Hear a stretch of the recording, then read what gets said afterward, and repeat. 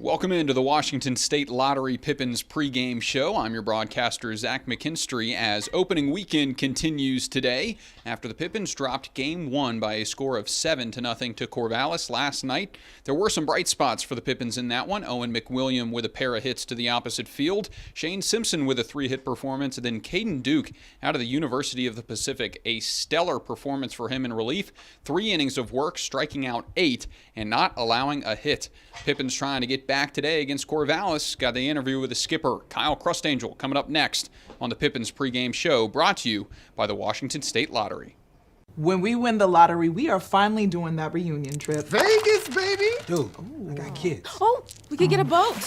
Tropical blue waters. Oh, wait, I got it. Welcome back to the Washington State Lottery Pippins pregame show, here with head coach Kyle Crustangel. Got Game 1 out of the way, opening day yesterday. There were some bright spots in the loss. Talk about Caden Duke and his stellar performance out of relief. Yeah, Caden did a great job. Came in, he's got 3 pitches for strikes. He's got an 89, 92 mile fastball with a little bit of run, a plus breaking ball. I'm really excited for him for the summer. I like to find a dynamic arm to me, which is a guy with good velocity, which he does, multiple pitches, and use them in leverage situations. A guy that he can go in and throw 1. He can potentially come in and throw 4. A guy that can always shut and slam the door. And after night 1, it looks like, you found one of hopefully 2 or 3 guys this summer that you'll see a lot of and will be a big part of a lot of our wins. So I really liked what I saw from Caden. Definite big-time bright spot.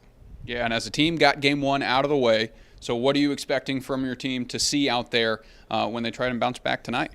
Yeah, obviously scoreboard lopsided in terms of what the final was. For me, looking back, both teams punched out a lot, probably due to just not having live at-bats, for either a short window or some guys a little bit longer. So I think punch-out numbers will go down. Both teams very similar offensively. You have 9 hits to 8 hits. One team scores 7, one team scores 0. We got to control the run game a little bit better. Thought we didn't hold runners, gave up a few free 90s. And then really we didn't take care of the baseball. We had a couple walks, a couple mistimed errors that led to their 7 runs. But in terms of how the gameplay went, I thought offensively both teams had very similar nights. Just one team took care of the baseball and one didn't. So, I look for us to take care of the baseball and obviously have a different result tonight. But again, 2 good teams. And to me, it wasn't breaking down the game. It wasn't as ugly or lopsided, as it looks in the score, which a lot of fans see. It was very similar. Just 2-3 mistakes that we made that they didn't make was a difference of a ball game. You can't give up 3 innings of 2 runs and expect to win in this league. Yeah, and you got Leighton Wagner on the hill tonight. What can we expect from him? Yeah, a guy he's been there, done that. He's been on the mound before. He starts for his college, 2-way guy, so he's got a little bit of bulldog-ness in him. Looked for him to get a start for us, get out there, get us on the right foot. My guess will be kind of a shorter start from him and get to our bullpen. Got a lot of good arms lined up for tonight. It's really important the first series to see everyone in action.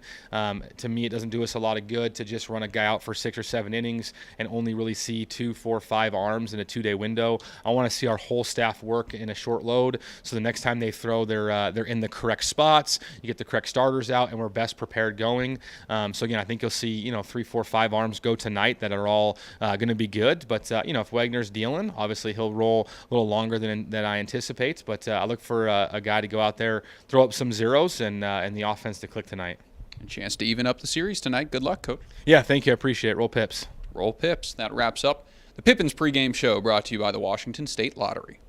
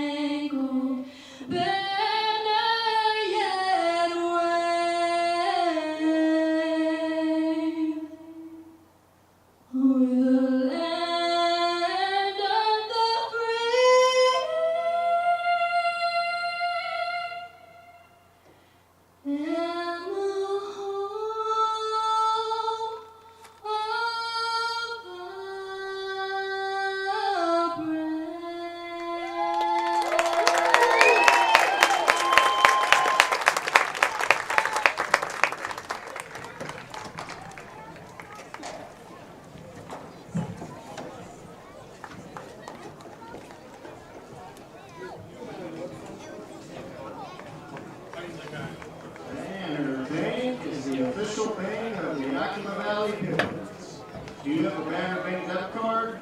With it, you can receive 10% off a walk-up concession.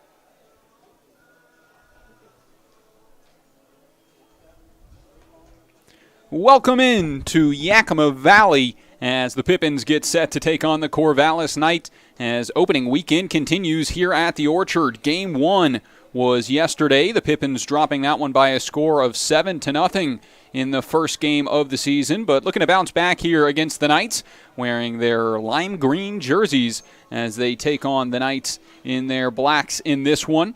Corvallis will open up things as Jonah Advin-Culla comes to the plate, the center fielder for the Knights. We'll get things going, and on the mound for the Pippins, it is Leighton Wagner who gets his first nod of the season. The right-handed pitcher from Willamette will get the turn on the bump, a utility player that plays on both sides of the ball, and we'll likely see him on both sides of the ball throughout the season. But didn't take BP today as he is solely responsible for getting outs. Here's the first pitch of Game 2. Advin-Culla shows bunt and fouls it straight back. He'll start behind 0-1. Time for the Banner Bank starting lineups in this one. First with Corvallis, Jonah Advin-Culla, the leadoff hitter and center fielder for the Knights. Spencer Scott, the shortstop, bats second. Ethan Lovelace will bat third. Mason Lay, the second baseman, batting cleanup. Kyle Parkman, the left fielder, bats fifth. James Anderson, the DH, follows him, and the 7-8-9 Titus Dumitru, Kyle Casperson, and Jeremy Sangalang. 1-1 the count here, as the next pitch just misses from Wagner on the mound. 2-1. Defensively for the Pippins in this one, Shane Simpson in left field, Owen McWilliam in center, and Sam Olson in right, moving from behind the plate last night. Caden Duke, who was the best relief pitcher for the Pippins in the earlier matchup, he's playing first base in this one. Another utility two-sided player. Spencer Shipman, the second baseman, Spencer Marinko at short, Beck McGuire at third, and Jake Borst behind the plate as the count goes to 2-2.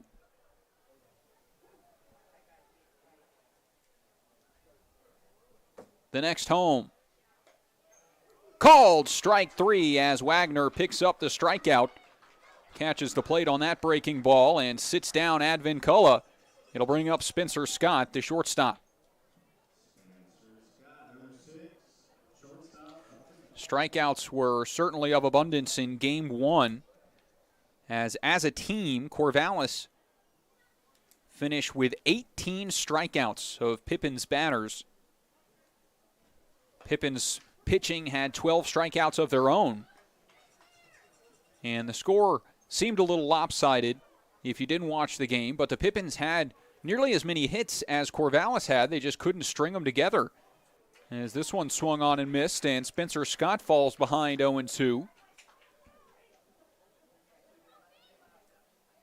He has reached base in every plate appearance in Game 1 and had 4 stolen bases in the opener.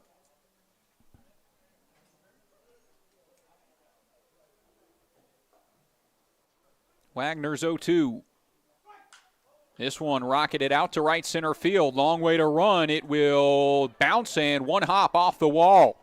Up to second base, scoots Scott, and he'll hold on there. The first hit of the game is a one-out double for the Portland shortstop as he stands in scoring position for Ethan Lovelace.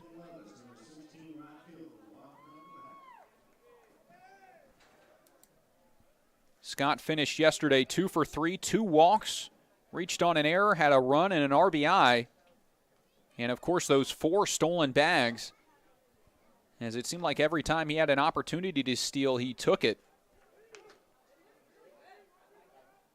All steals of second base. As with 1 out, Wagner delivers the first, which will miss to Lovelace for ball 1. Ethan Lovelace, the right fielder, 2 for 4 in yesterday's matchup. A double and 2 RBIs for him. He had a stolen bag as well. Wears this one on just outside the knee. And the hit by pitch puts him on base. So 2 on and 1 out. And the cleanup hitter, Mason Lay, will hit.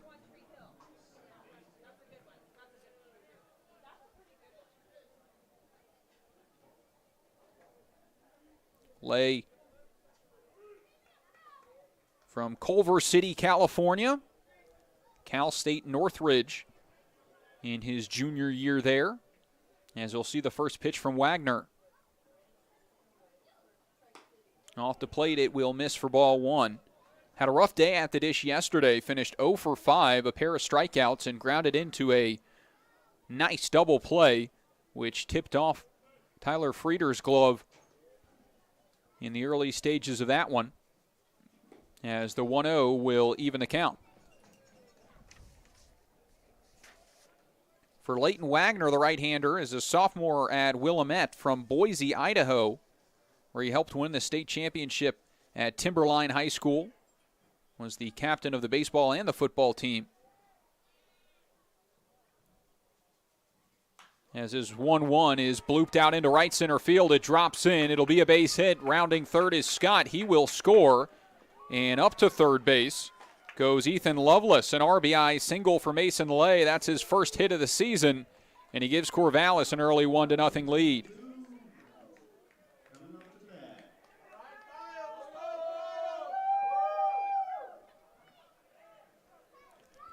So after the leadoff strikeout, a double, a hit by pitch, and now an RBI single, it's Kyle Parkman that will get a turn. And he'll bat with runners on the corners and 1 away. Parkman finished 1 for 4 yesterday, scored a run, walked and struck out twice.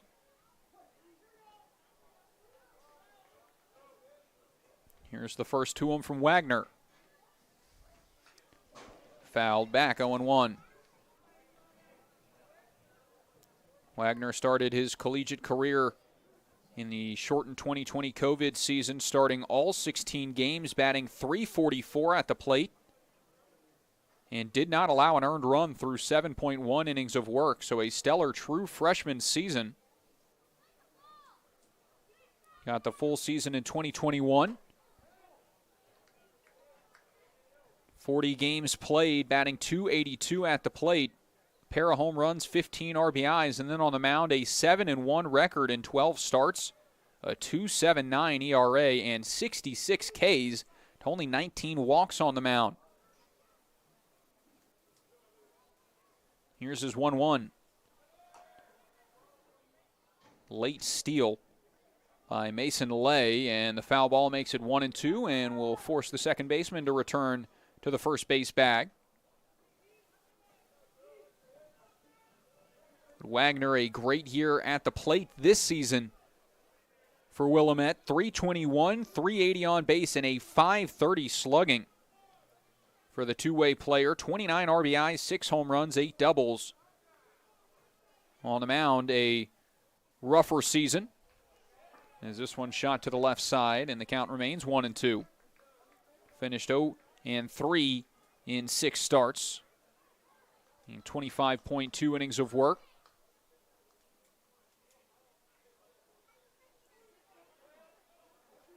Has the opportunity on the mound here tonight. A ball and 2 strikes to Kyle Parkman, the left fielder. Swing and a miss. Second strikeout for Leighton Wagner, as he catches Parkman on strikes. 2 away now, and James Anderson.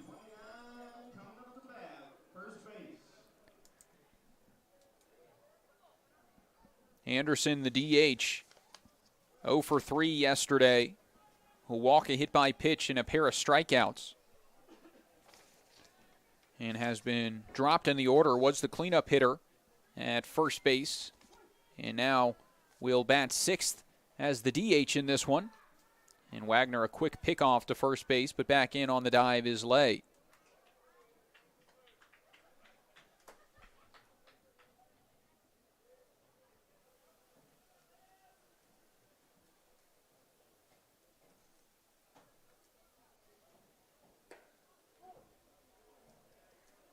That one is called a ball as Anderson starts ahead.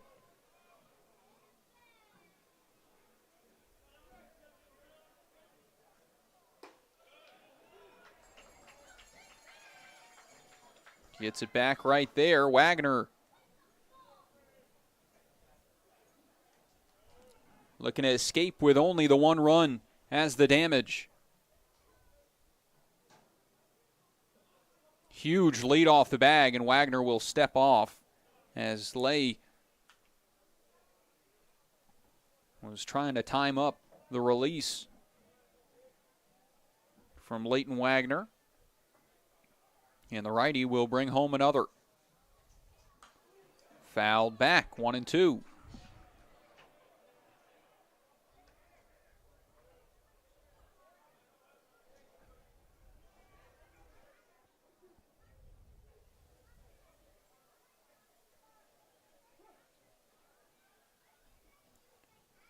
Two on, two out, 1-2 pitch. Runner takes off, check swing. He did go, and it's a strikeout. Wagner strikes out the side, but an RBI single from Mason Lay gives Corvallis the early lead here in the top of the first. 1-0, Knights in front as the Pippins come to the plate when we come back. The time is now to get started on your new career at Perry Tech. From AAS degrees in business technology and accounting and IT and communication systems to a fast 5-week professional truck driving program, acquire hands-on skills to help you reach your full potential. From financial aid to career services, the staff at Perry Tech are there to help you from start to finish. Take action today by calling Perry Tech 509-453-0374 or visit perrytech.edu. It's sky blue, barn red. Caught up in a country, the only way I wanna be. Somewhere where the road ends, out there where the creek bends, that's where you can find me. Within fields of gold and cotton rows that never end in the sky. That take it slow, easy road, man, that's life. Caught up in a country.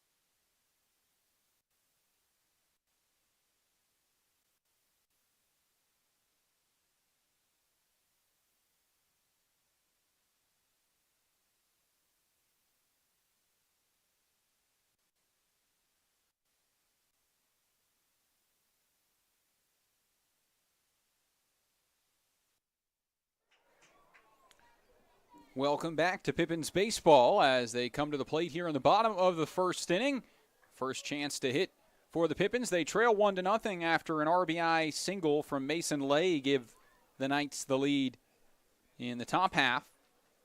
And Owen McWilliam will start things out here in the bottom half. 1-1 the count on the center fielder,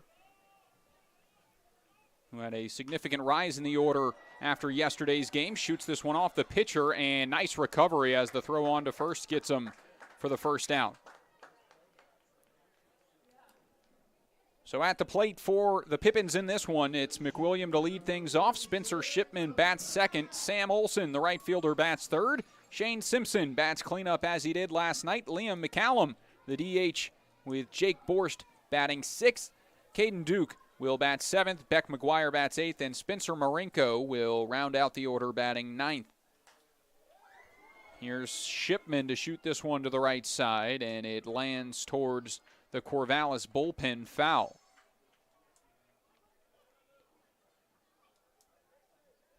Spencer Shipman finished 0 for 5, 3 strikeouts yesterday. Trying to turn things around and find the barrel.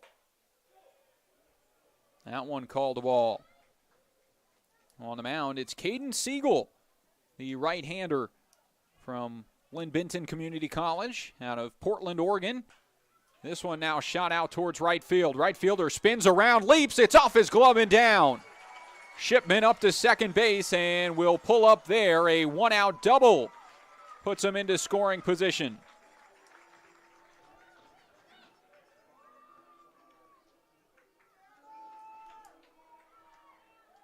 That's the first hit of the year for Spencer Shipman. And he stands on second base with extra bases. It sailed over Ethan Lovelace in right field, who had to spin around on that one, tailing to the right side, and eventually rolled to the wall. So now it's Sam Olson to hit against Caden Siegel. At Lynn Benton Community College this year, a 3-2 record, but a 2.45 ERA in 36.2 innings of work. 24 strikeouts as a true freshman. Played at Grant High School in Portland and got to play in the Richardson, Oregon All-Star Series. Ended up winning the MVP of that series due to his pitching performance. Also a football player in high school. And looking to bring his talents to the Corvallis Knights and the West Coast League this summer. His 1-1 just misses upstairs, 2 balls and a strike.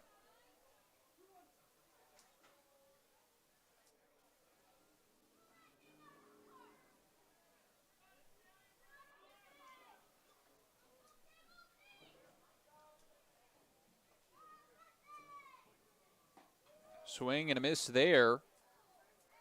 And the count to 2-2. Sam Olson late on that one. Was the catcher last night, but now playing in right field, batting third. Was 1 for 4 in the opener.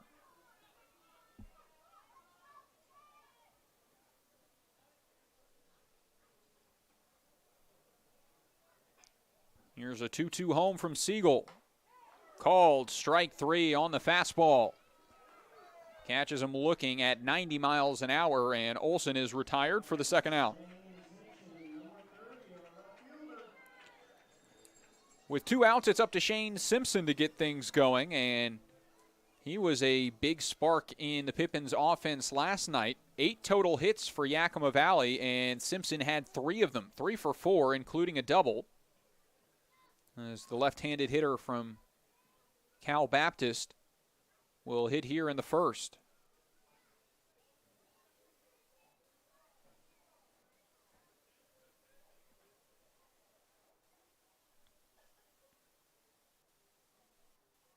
First pitch swinging, gets a piece, but fouls it into the mitt of catcher Kyle Casperson for strike 1. Defensively, the lineup for Corvallis in this one: Kyle Parkman in left, Jonah Advincola in center, and Ethan Lovelace in right. Jeremy Sangalang, the third baseman, Spencer Scott at short, Mason Lay at second, Titus Dumitru at first, and Casperson behind the dish. Here's the 0-1. Good spot there, but misses off the plate. 1-1.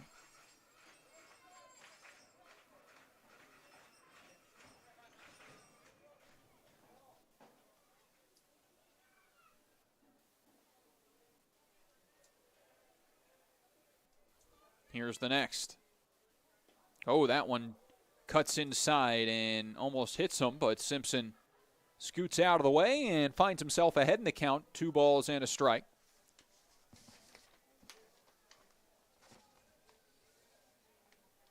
Simpson out of El Toro High School in Lake Forest, California. Got to play in the All-State game. 2-1 catches the zone, and it's 2-2. Sophomore played 12 games as a true freshman, batting .200 in those 12 games, and 31 games played this year, including 6 starts, complemented by a .265 average.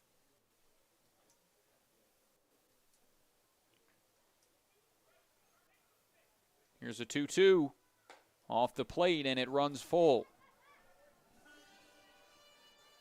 Spencer Shipman stands on second base after his 1-out double. The count full, 2 outs here in the bottom of the first inning as the Pippins trail early 1-0.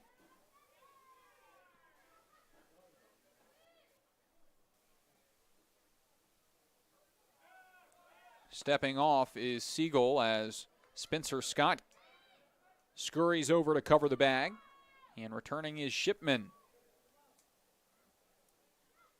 A lot of S's between these two squads. Here's a 3-2. Tipped into the mitt, held on to by Casperson, and the strikeout ends the first.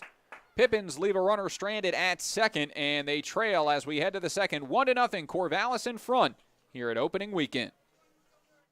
Saving has never been easier at Bi-Mart. In-store or online, we're delivering more value than ever to our members. From direct-mailed savings books to digital savings guides to everyone's favorite Lucky Number Tuesday. Plus, we're adding new ways to save with Bi-Mart's Buy It Online, Pick It Up in-store, new web-only items, and the ability to shop Cascade Farm and Outdoor and pick it up at your Bi-Mart store. More value, more products, more ways to save. Bi-Mart members save more time and money every day.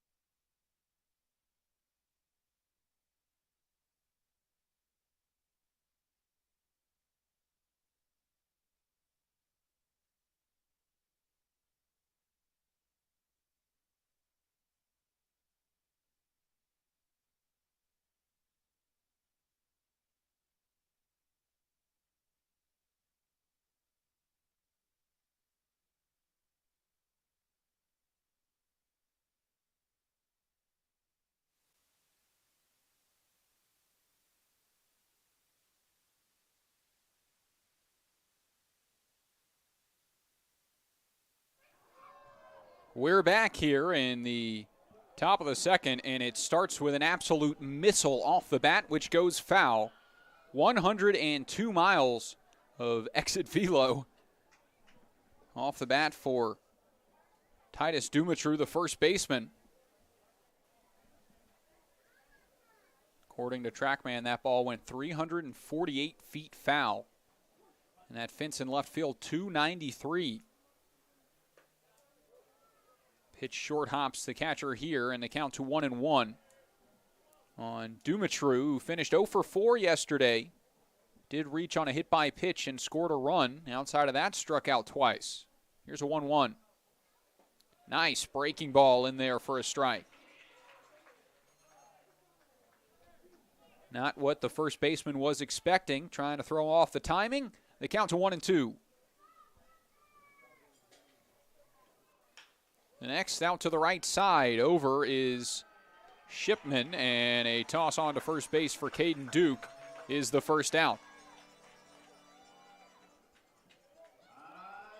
It was a busy day defensively for Spencer Shipman in the home opener yesterday. Didn't have the best day at the plate, finished 0 for 5, but had a number of plays out in the field, including the spectacular 1-4-3 double play, which tipped off of Frieder's glove. Shipman took it to the bag himself and then made the throw to first for the lone double play of the night. Count 1-0 as the next home will miss 2 balls and no strikes. Casperson, catcher in this one, got some time in the last game as well as he came on to replace Tyler Quinn after Quinn took a foul ball to the groin. He exited and Casperson came in to pinch hit in the 7th. Finished 1 for 2, a single and a strikeout, and finds himself in a 2-2 count here.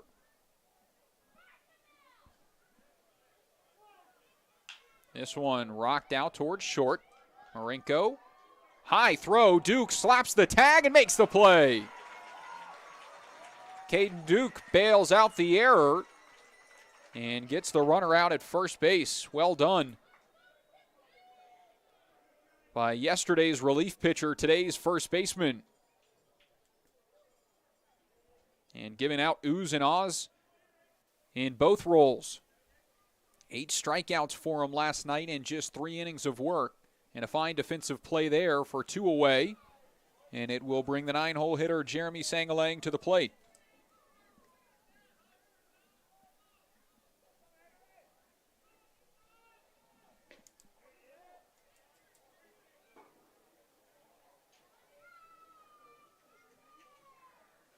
One the count on the third baseman, and Wagner brings home another. Again, shot to the left side. This time it finds a hole. And it is the third hit of the game for Corvallis and turns the order back over to center fielder Jonah Advincula.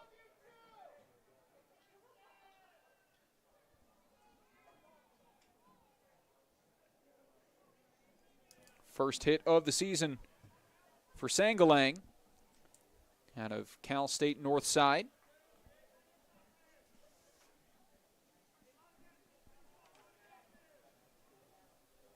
Advincula, first pitch in the dirt, but kept in front. Runner stays put as the count to 1-0. From Santa Clara, California. Bats lefty, throws righty. And is one of the few seniors on this Corvallis Knights roster to open up the season. The 1-0. Just misses, 2 balls, no strikes.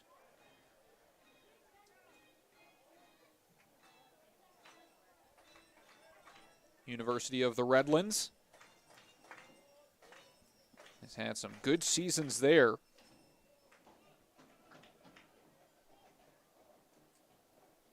As the 2-0 from Wagner again misses the mark.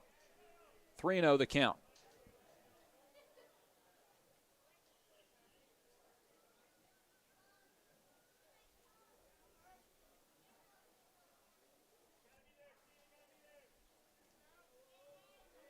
.3-0 home. Misses low and in, ball 4, and it's a 4-pitch walk to extend the inning to Spencer Scott here with 2 on and 2 out.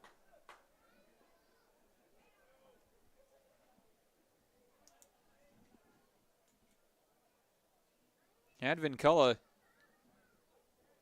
was hitting .465 in 18 games with the Redlands this season. 19 RBIs. He had .355 in 17 games as a freshman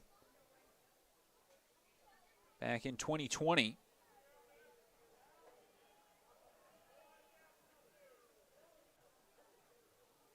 As the first from Wagner relocates the zone, Spencer Scott starts behind 0-1. Scott had the double and the run in the first inning.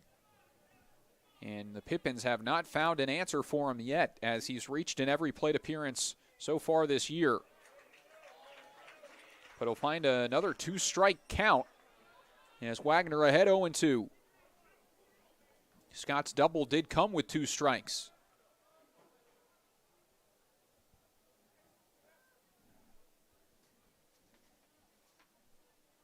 Righty from Willamette comes home. Fastball way off the plate and nowhere near the backstop of Jake Borst. And the wild pitch allows 2 to scoot up into scoring position. Force play is eliminated. But Wagner still in the driver's seat, 1-2.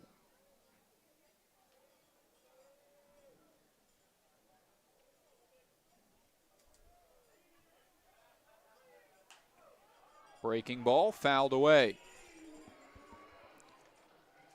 Pippins had some wild pitches that came back to bite him in yesterday's game.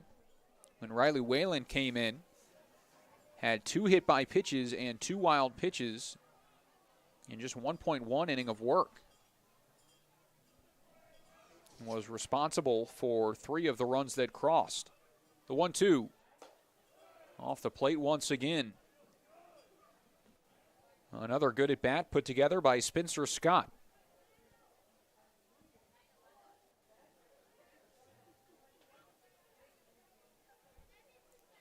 Teammate of the starter for Corvallis, Caden Siegel, both attending Grant High School in Portland.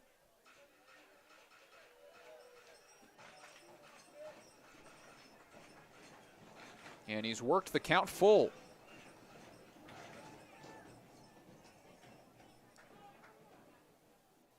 Corvallis in front 1-0. And before the 3-2, time called at the plate. And the fans cheering on their pitcher. Payoff.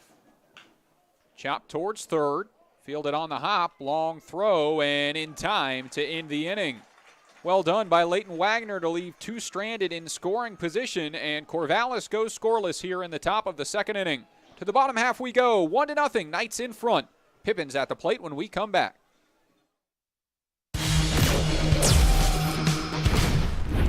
Who knew it was so difficult to find the right bank? I know. It's so confusing. And checking out your banking options? Oh, sounds overwhelming. The cloud of uncertainty. Enough!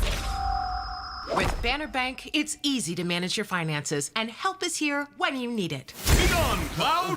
Oh! Wait! Ah! Built for action, built for banking. Banner Bank. If we win the lottery, we'd remodel our home. We'd start with the kitchen. Ooh. And out back is where the big trucks will go. Wow! Ben, you don't even live here anymore? Hey, don't forget about Grandma. Okay, family meeting. Come on. Welcome to the Ice Dome.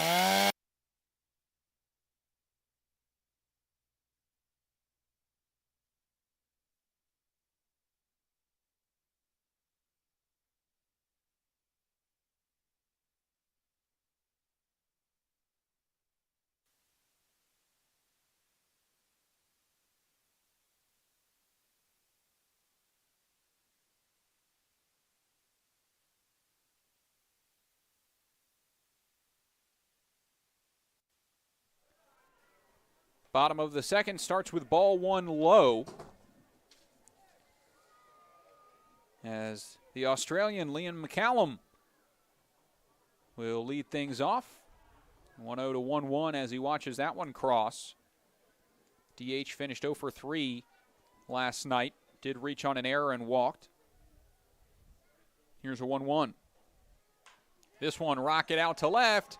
Sliding effort, but it drops in. McCallum with his first hit of the year. Stands on first base, a leadoff single, and the Pippins in business as Jake Borst will step up to the plate.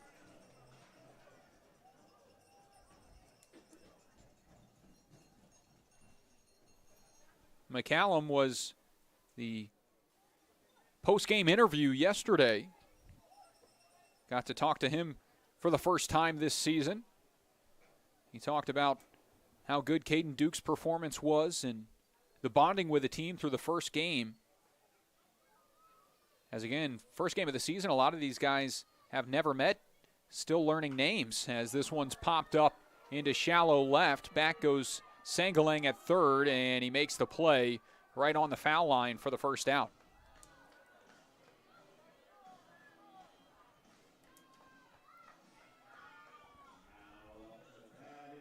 But McCallum out of Gonzaga and Sydney, Australia, where he was a prominent cricket player, as well as some Australian football. Playing baseball in the States and trying to get it done with the Pippins this year. Caden Duke gets his first at-bat of the season as he swings through that one, and the count to 0-1.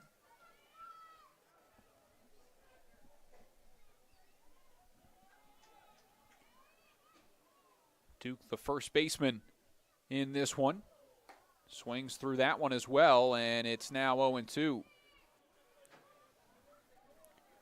Pitched 3 innings last night and struck out 8 batters in a phenomenal debut. 0-2 from the righty. Swing and a miss. 3 pitches, 3 strikes, and Duke goes down on strikes for the second out. And it's Beck McGuire that will step in.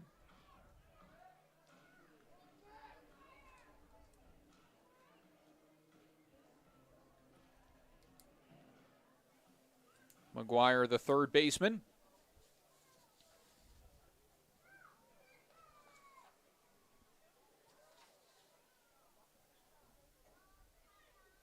First pitch, up and in, misses for ball 1. Out of Whitman College. Was 0 for 4 yesterday, 3 strikeouts. Looking to turn things around here and fouls it back. They count to 1-1. You've seen a couple of foul balls come straight back over that netting early on this season. There's some holes in the walls in the press box from foul balls that clear the window. So I'll have to keep my head on a swivel throughout the course of the season, as a quick pickoff to first base is not in time, but close as McCallum dives back in safely.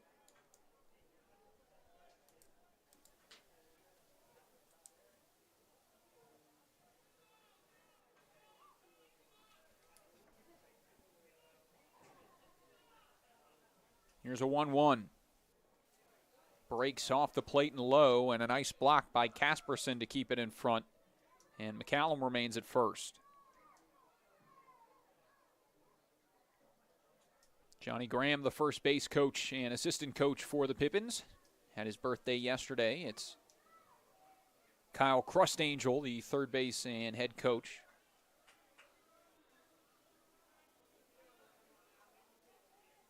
Two-1 the count. Siegel delivers. Called a strike, delayed steal, the throw down, not in time, and McCallum in safely. Nice decision there, and the middle infield was not ready for it. Mason Lay was late getting to the bag. And the stolen base moves him into scoring position. The count to 2-2 with 2 outs.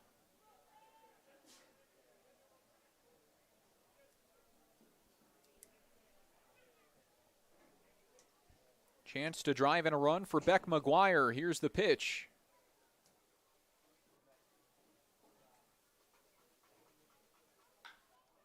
This one into center field, but right at Advincula, and he pulls it down for the final out of the bottom of the second inning. Pippins get a single from Liam McCallum, but can't do anything with it as he's left stranded. We head to the third, still 1-0 here at the Orchard. Be Be an energy efficiency hero. Install high-efficiency natural gas equipment, and you can be just like Cascade's most energy-efficient player of the game. Match his ERA of $710. Put some runs on the board by upgrading your furnace, improving your home's insulation, and switching to a condensing tankless water heater. Cascade's bench is deep with both residential and commercial incentives. Check them out at our website or give us a call and be an energy efficiency player of the game. What's worse than standing in line at concessions? Now you can satisfy your appetite while remaining in your seat. With the mobile app Fan Food, you simply select Express Pickup and order your food. It is that simple. You deserve a VIP experience. Download Fan Food today.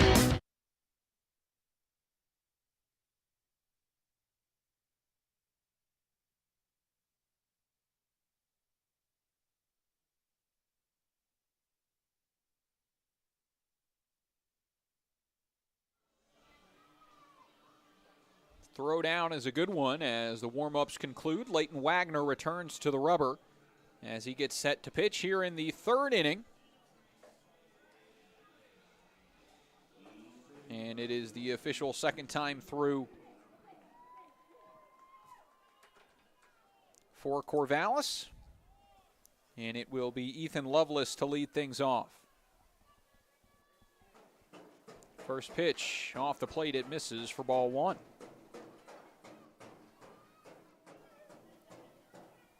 Lovelace was hit by a pitch and got to third base, but was left stranded there in the first, as Wagner's next finds the zone for a strike.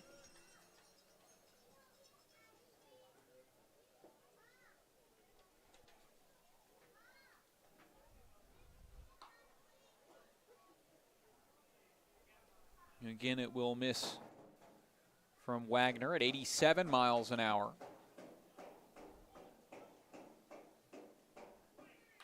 And now this one pulled down the line, and it will stay fair and bounce off the wall in the corner.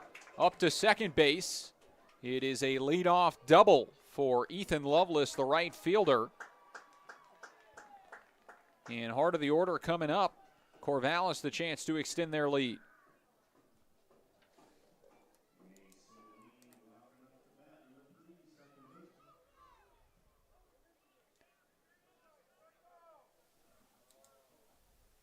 Now it's Mason Lay who drove in the first run on his RBI single. That was his first hit of the year.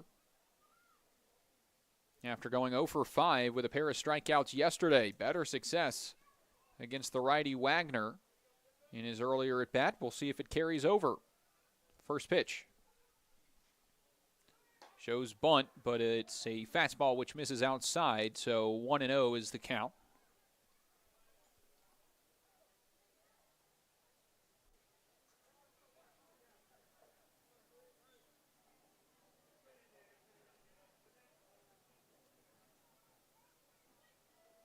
Bunt showed again, but again, Lay will pull back, and Wagner behind 2-0.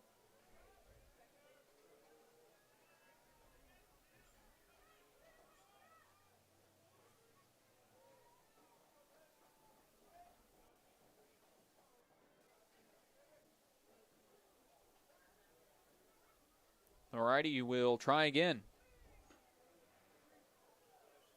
3 balls and no strikes. As we look at the action elsewhere around the West Coast League.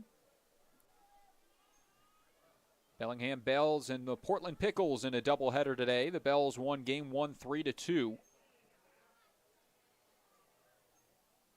And they are in the top of the fourth with the Bells in front 4-2 in the second game. As that one finds the zone, the count to 3-1. Kelowna Falcons in front of the Victoria Harbor Cats 4-3. Top of the seventh. Up north, the 3-1 moves the count full as the Pippins get the call, 3-2.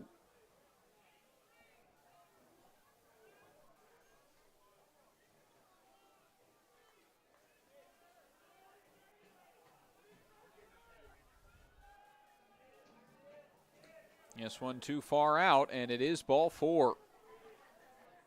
Back-to-back base runners to reach to open up this top of the third inning.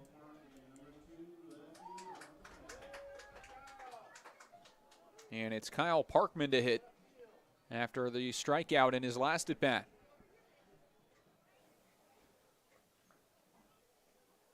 Wagner with a little bit of trouble trying to work out of it and keep the lead at 1. Kyle Crustangel will come out of the dugout and have a word. We'll see if there will be a change.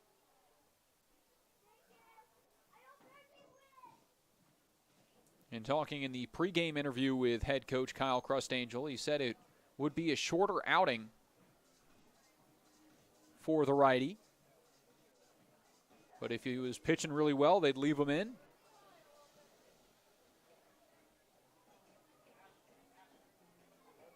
And it hasn't been bad thus far. He's worked out of trouble a couple of times. Has allowed 4 hits to this point. 2 walks and a hit by pitch.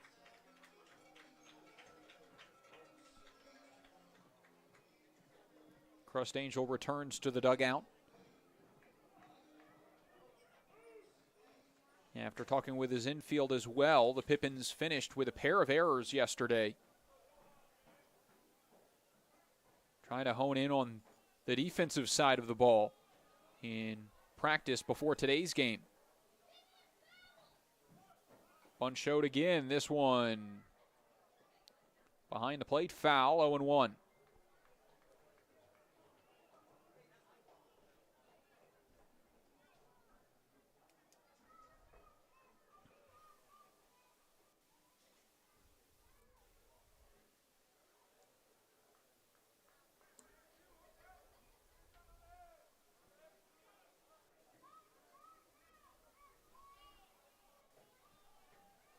Nobody out.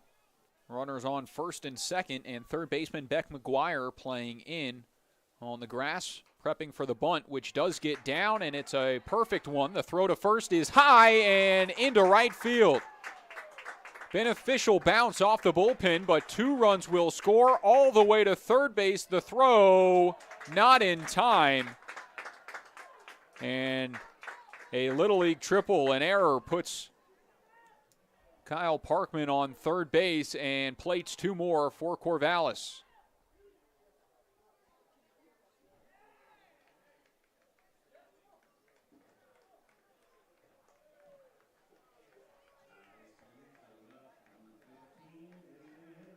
Error will go against Jake Borst, the catcher.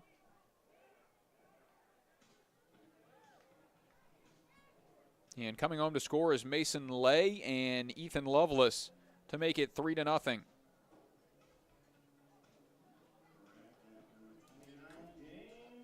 Third error of the season for the Pippins.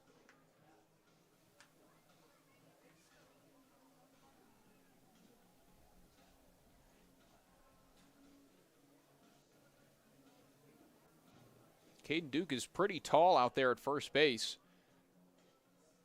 but not even he could snag that one. Crustangel having a word with a home plate umpire. It was a close play at third on that throw in. The tag was applied by McGuire on the foot. Most of the time in those situations, the umpires call it safe if the tag is that low on the body in a head-first slide.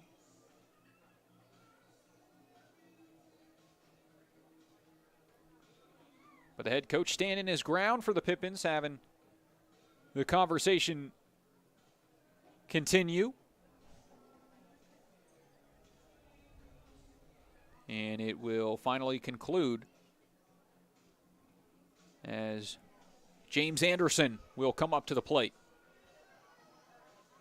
3-0 lead for Corvallis.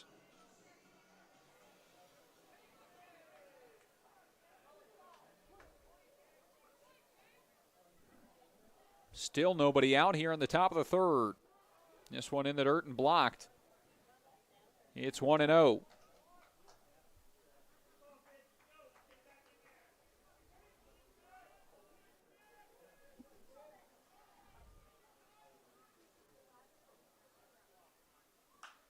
Now this one swung on and hit out towards right field, over the right fielder's head and off the wall. Run will score. Up to second base goes James Anderson, and an RBI double for the DH. Makes it 4-0 Corvallis.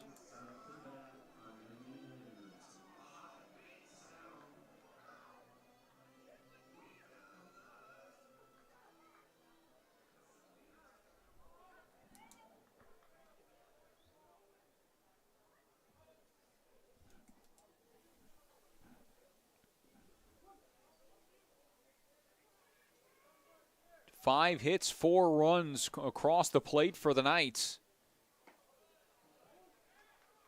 As Wagner brings home a strike to Titus Dumitru, the first baseman who grounded out to second in his only at bat.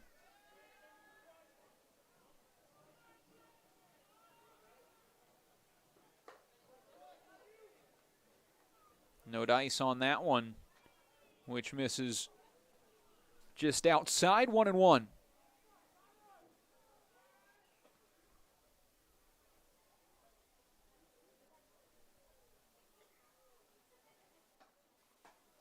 Breaking ball, which started inside and dipped below the back of the hitter Dumitru.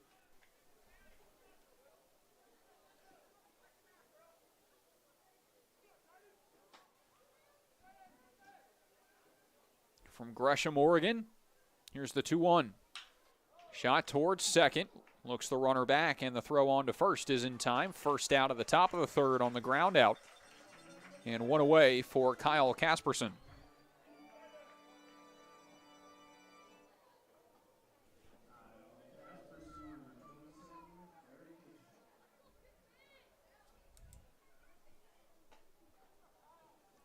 Corvallis scored their runs early in game 1.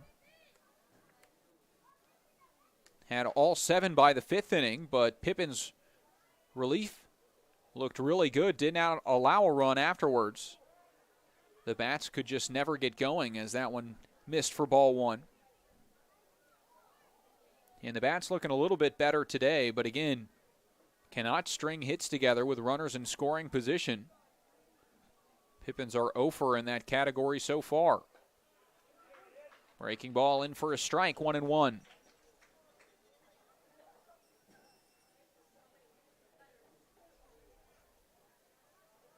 Oh for 3 to be exact. 2 strikeouts in the first inning, and then the fly out by Beck McGuire in the most recent Pippins at bat. This one out to the right side. Duke on the backhand fields. Pitcher covering the bag. It's off of Wagner's glove. And off the dugout railing, a run will score on another error by the Pippins.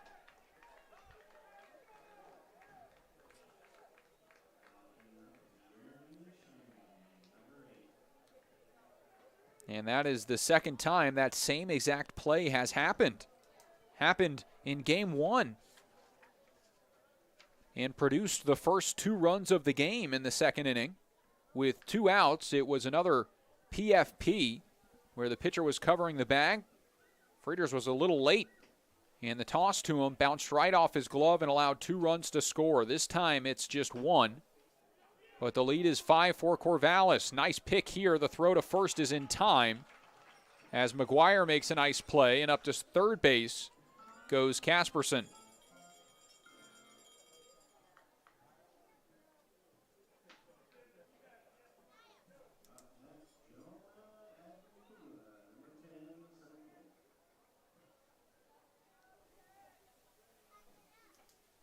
It's the top of the order to bat for the 3rd time, center fielder Jonah Advinculla. First pitch in the dirt and blocked behind the plate.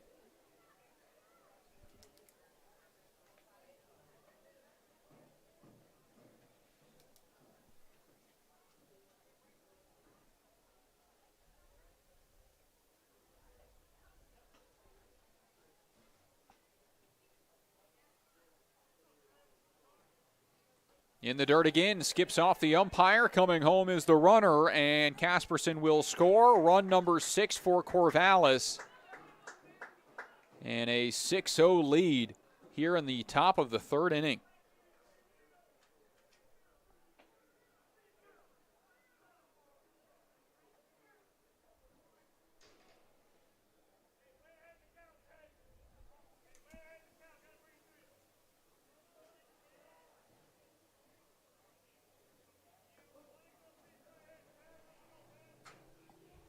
2-0. Off the plate, 3-0.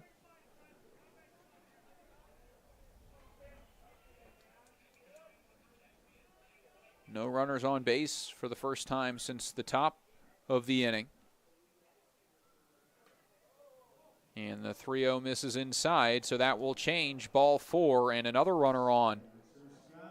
As the 9th hitter of the inning comes to the plate, the shortstop Spencer Scott.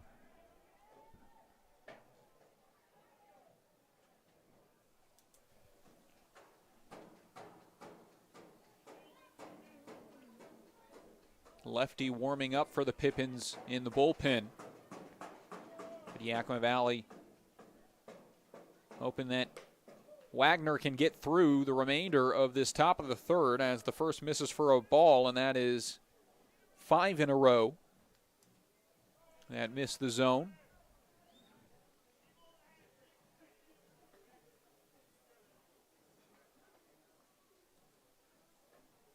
Runner takes off here. The throw down from Borst is on a line in time. Nice play and adjustment on the tag there as Borst catches a runner stealing and gets the Pippins out of the top of the third inning. 5 runs crossed for Corvallis. Rough inning for the Pippins. They trail 6-0 as they come to the plate when we come back. The time is now to get started on your new career at Perry Tech. From AAS degrees in business technology and accounting and IT and communication systems to a fast 5-week professional truck driving program, acquire hands-on skills to help you reach your full potential. From financial aid to career services, the staff at Perry Tech are there to help you from start to finish. Take action today by calling Perry Tech 509-453-0374 or visit perrytech.edu. It's sky blue, barn red. Caught up in a country, the only way I wanna be. Somewhere where the road ends, out there where the creek bends, that's where you can find me. Within fields of gold and cotton rows that never ending sky. That take it slow, easy road, man, that's life. Caught up in a country.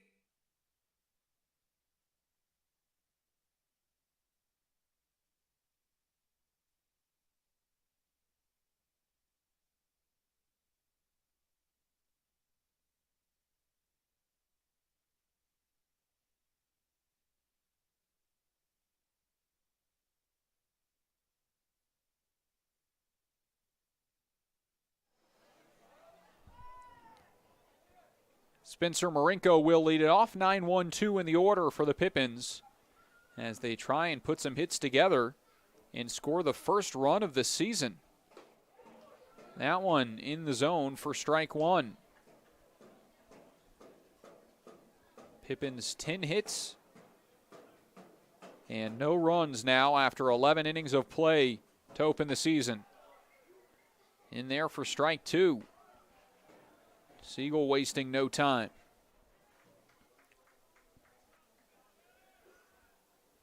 Marinko 0 for 5 with 4 strikeouts last night.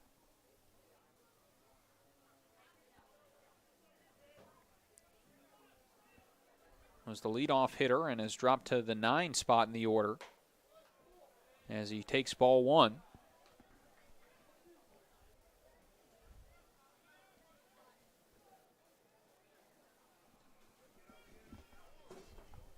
Here's the 1-2. Late contact there, but shot foul.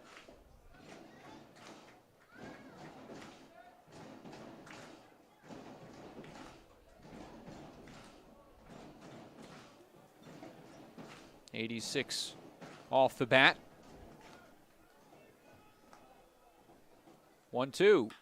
Right back up the middle, and what a play in between the legs as Siegel throws it onto first base for the first out.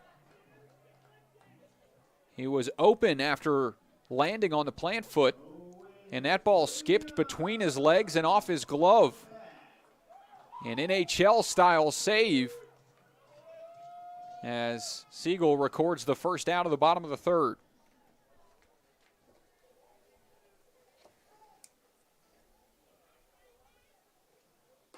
Swing and a miss here as he'll face McWilliam for the second time.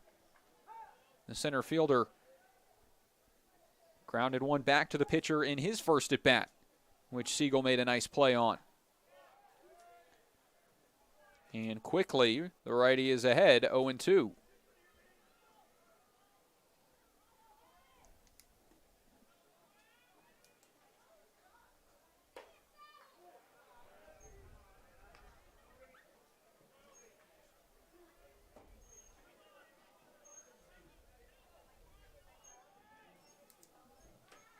One, two. Off the plate, 2-2.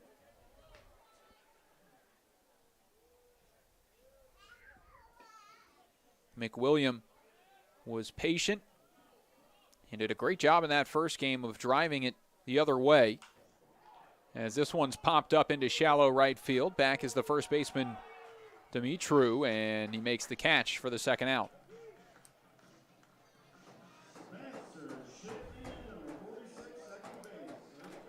Five straight retired for Siegel, and he'll face Spencer Shipman, the second baseman, who has one of the two hits so far for the Pippins, the one-out double in the bottom of the first.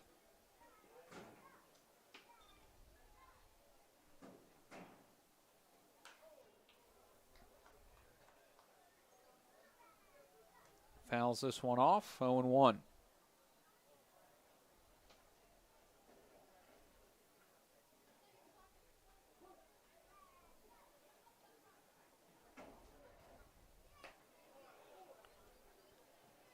Breaking ball is called a ball. Trackman has it just gracing the top of the zone. But Siegel gets it back with a swing and a miss right there, 1-2.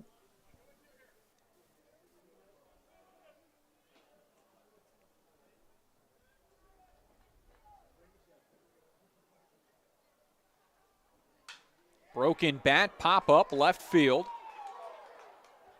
Right at Kyle Parkman, and he pulls it down for the final out of the third inning. 1-2-3 inning for Caden Siegel as he continues to roll. The Pippins bats continuing to struggle. It's 6-0. We head to the fourth when we come back.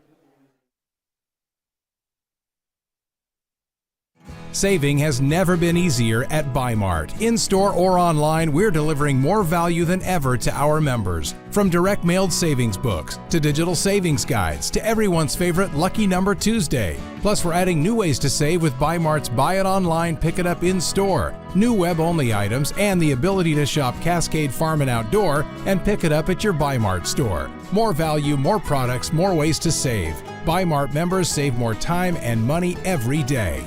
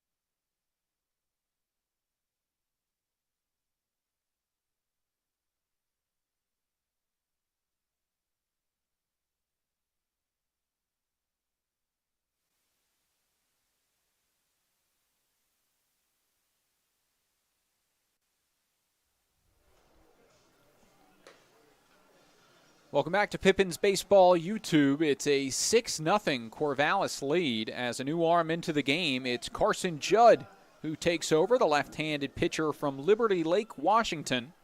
Sophomore at Yakima Valley Community College.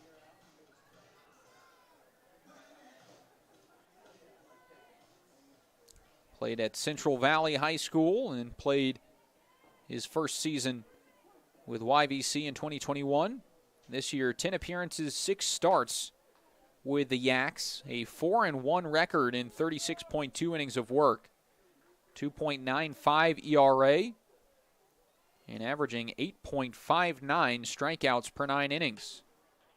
Pop up on the infield, sends Shipman a couple steps in, and he makes the grab, 1 away.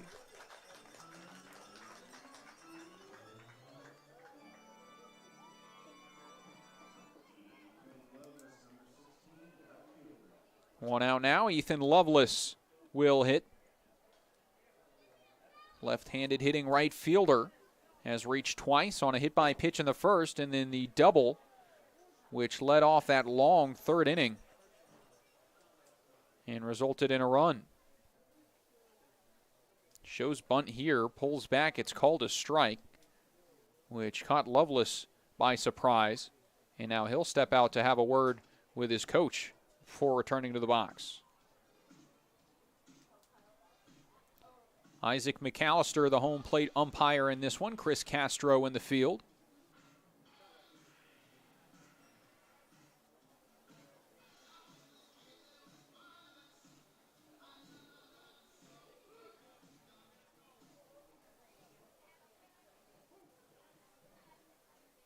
Oh, 1.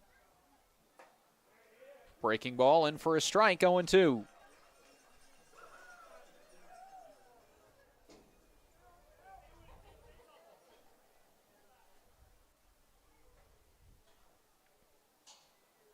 The next. Popped up again, this one further out towards center field. McWilliam in. Makes the catch on the run, 2 away.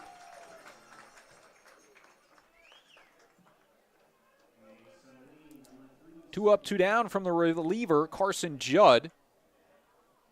As the lefty will face Mason Lay, the second baseman, who is 1 for 1. An RBI single and a walk, as well as a run in his 2 plate appearances. Big bounce back day for Lay from Cal State North Side. This one misses high and away, 1-1.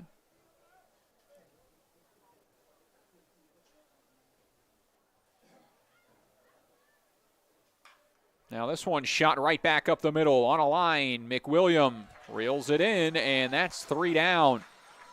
3 up, 3 down for Carson Judd out of the pen, and Corvallis goes scoreless here on the top of the 4th. Pippins coming to the plate. Coming up next on Pippins Baseball YouTube.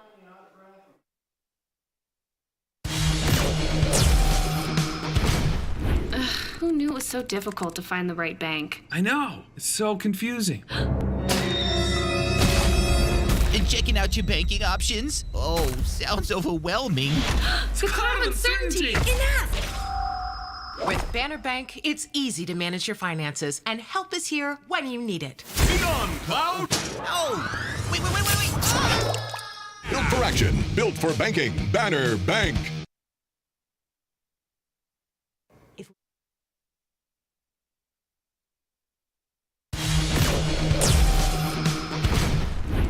Who knew it was so difficult to find the right?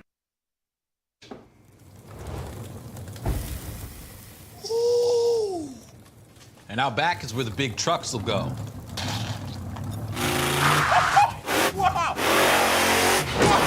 Ben, you don't even live here anymore? Hey, don't forget about Grandma. Okay, family meeting. Come on. Welcome to the Ice Dome.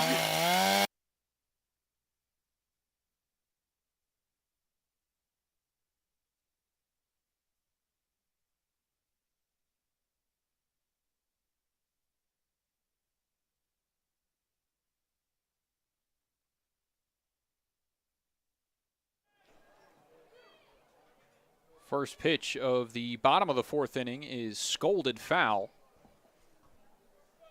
Off the bat of the leadoff hitter, Sam Olson.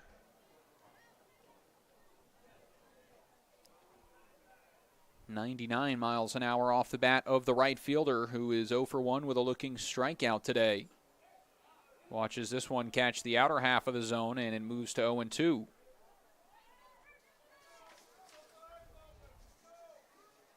Redshirt senior, the University of Oregon. Sees the 0-2.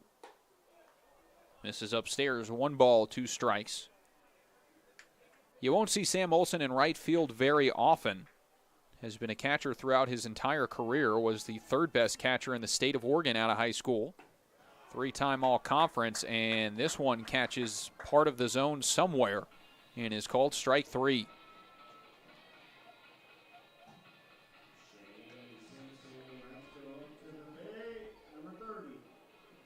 Trackman has it off the plate. But Olson goes down on strikes for the 2nd time tonight, and 1 away for Shane Simpson, who looks to follow up from his first at-bat in which he went down on strikes. 4 total strikeouts for Caden Siegel thus far. Starts behind on Simpson as this one misses.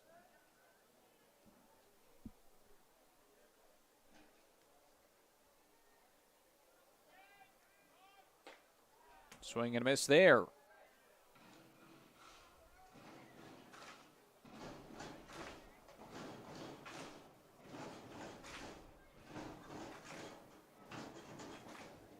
Here's a 1-1.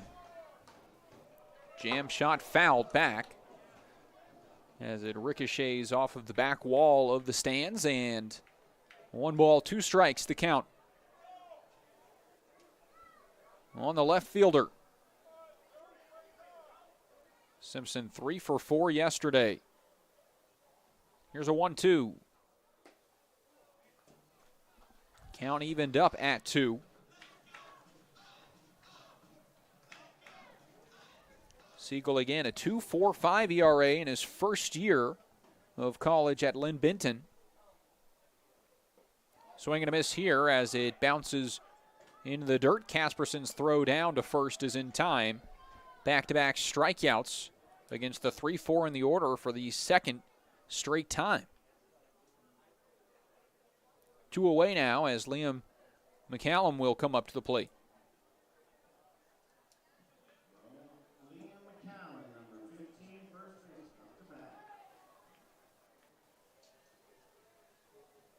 He had the most recent Pippins hit. A single in the 2nd. Stole second base, but was left out there. Since then, it has been 8 straight retired by Siegel.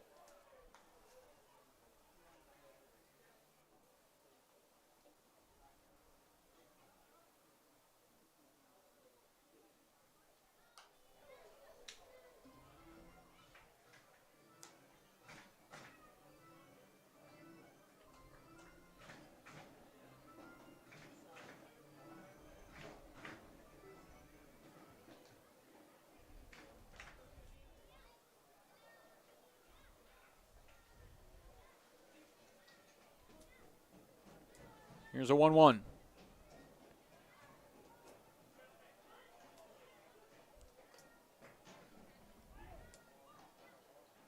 In the dirt once again.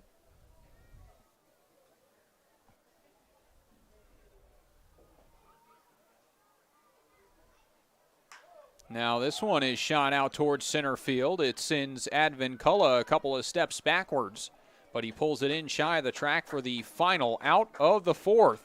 Pippins remains scoreless, 6-0 our score. To the 5th inning we go. Corvallis in front.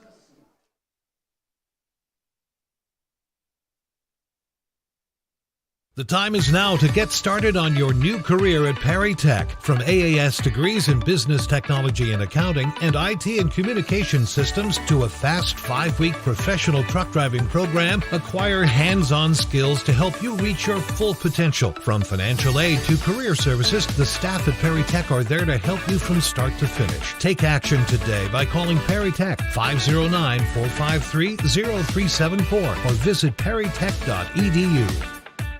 It's sky blue, barn red. Caught up in a country, the only way I wanna be. Somewhere where the road ends, out there where the creek bends, that's where you can find me.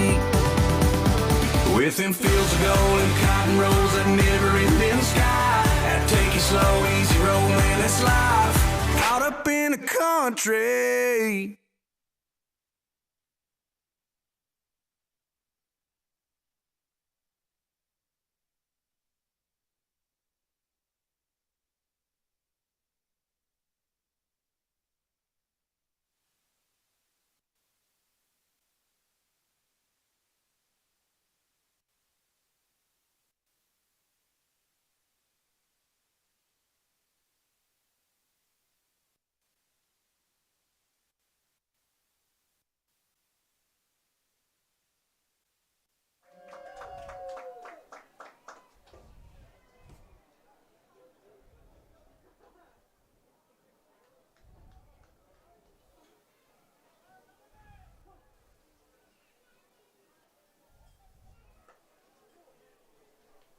First pitch of the top of the fifth inning will miss for ball one, as returning to the mound is Carson Judd. Left-handed pitcher will face the 5, 6, 7 in the order, starting with Kyle Parkman, the left fielder. Struck out and then reached on an error which scored a pair of runs, then came around to score himself.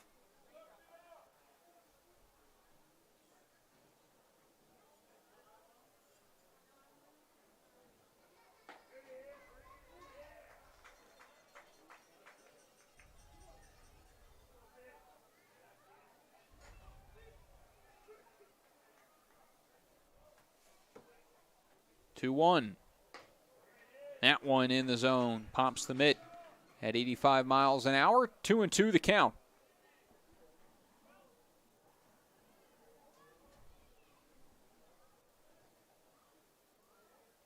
Next to Parkman is popped foul out of play towards lefties.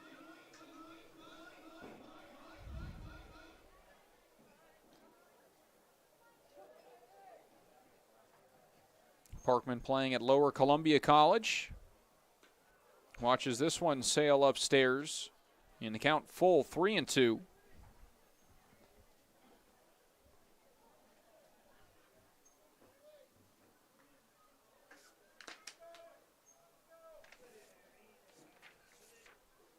Swing and a miss. And that's a strikeout for Carson Judd. First out here in the top of the fifth inning. Judd has faced 4 batters and retired all of them. That's his first K. He'll face James Anderson, the DH.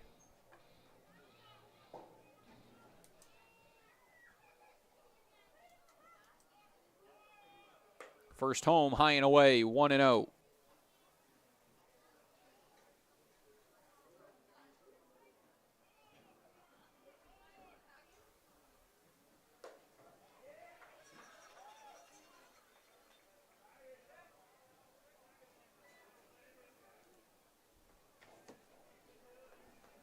One the count. That one just misses upstairs on Anderson. 0 for 3 yesterday, but had that RBI double in the third inning. And then he came around to score on the error.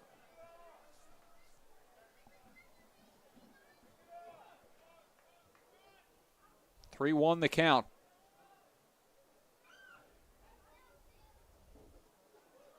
That one misses low, ball 4, and the first batter to reach on Carson Judd is James Anderson with a 1-out walk.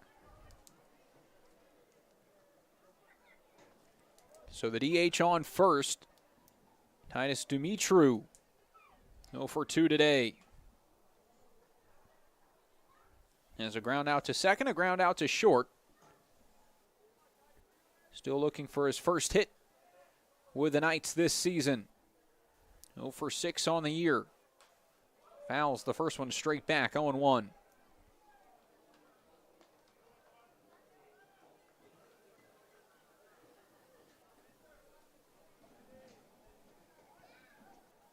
Teammate of the starting pitcher for Corvallis, Caden Siegel, has both played at Lynn Benton Community College.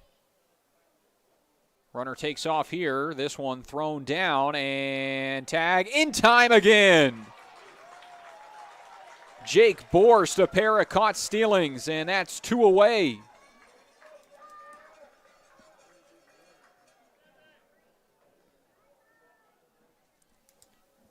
The Knights certainly utilized the run game yesterday. A bunch of stolen bags. But in this one, 2 caught stealings and no stolen bases for Corvallis. Jake Borst with a pair of nice throws. 2-1. 3-1 the count. On Dumitru, the number 2 first baseman in the state of Oregon out of high school at Sam Barlow High School.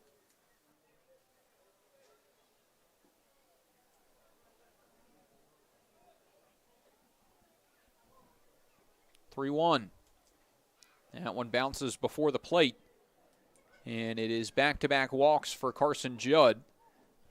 2 outs, however. He'll face the catcher Kyle Casperson here in the top of the 5th inning.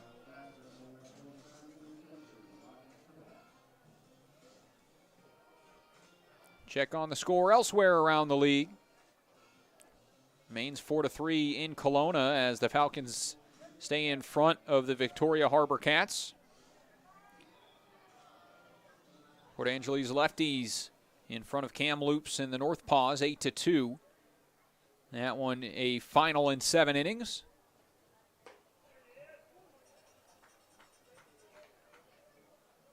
Bend Elks in front of the Wenatchee Apple Sox in the bottom of the 5th, 8-5 in Oregon. The Bells remain in front of the Portland Pickles 4-2. That one in the top of the 6th inning. Game 2 of the Lefties North Paws matchup is scoreless in the top of the 2nd. And after losing 16-1 yesterday, the Walla Walla Sweets in front 5-2 in the bottom of the 4th over the Ridgefield Raptors. Walla Walla coming to Yakima for the next series. Fouled away. The count remains 0-2 on Casperson.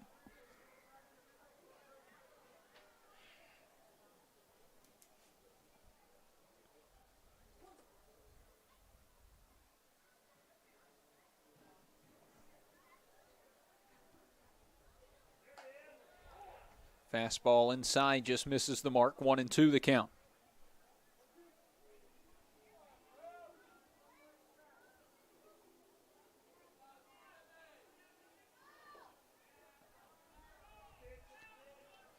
The lefty Judd tries again. Here comes the 1-2. Oh, that one up and in, gets a piece of him. And from ahead in the count 1-2, Judd loses the at-bat of Kyle Casperson. Back-to-back walks, now a hit by pitch. 2 outs, 2 on, and it's Jeremy Sangalang at the plate.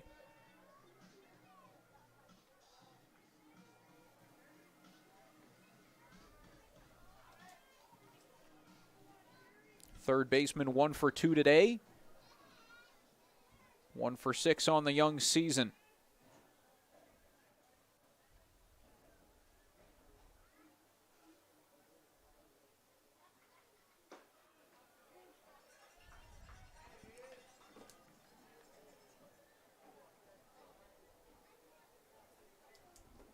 No balls and a strike.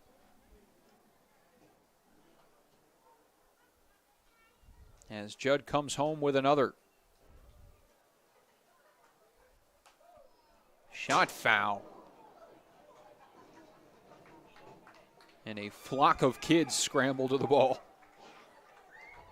Almost starting a dog pile for the Souvenir. The count to 0-2. The next from Carson Judd. Again, misses inside and nearly hits the batter. And the wild pitch moves the runners into scoring position. 2nd and 3rd now, 1-2 the count.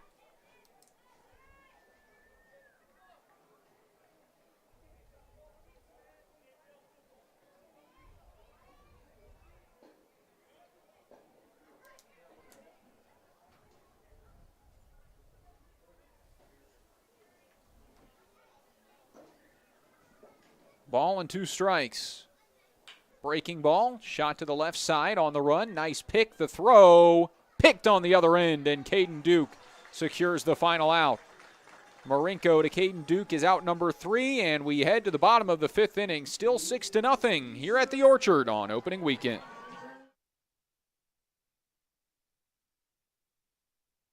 Saving has never been easier at Bi-Mart. In-store or online, we're delivering more value than ever to our members. From direct mailed savings books, to digital savings guides, to everyone's favorite Lucky Number Tuesday. Plus, we're adding new ways to save with Bi-Mart's Buy It Online, Pick It Up in-store, new web-only items, and the ability to shop Cascade Farm and Outdoor and pick it up at your Bi-Mart store. More value, more products, more ways to save. Bi-Mart members save more time and money every day.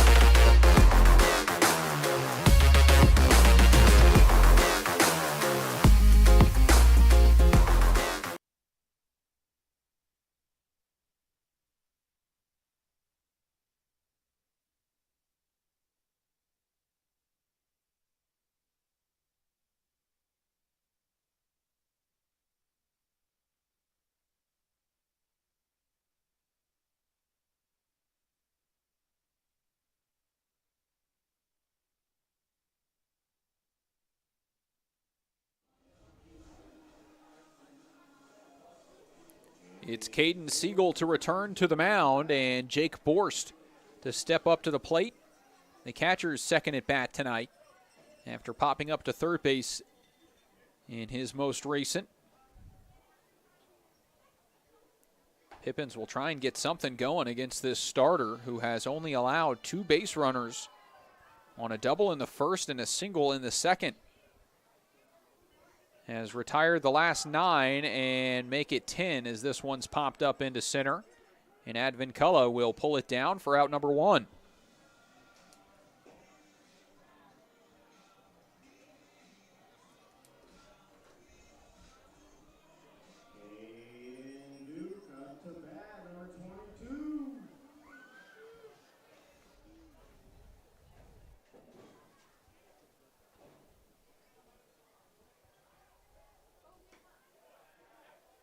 First pitch home to Caden Duke, who steps up to the plate, is in there for a strike. Duke saw 3 pitches in his earlier at bat and struck out, and now he is behind 0-2 on 2 pitches.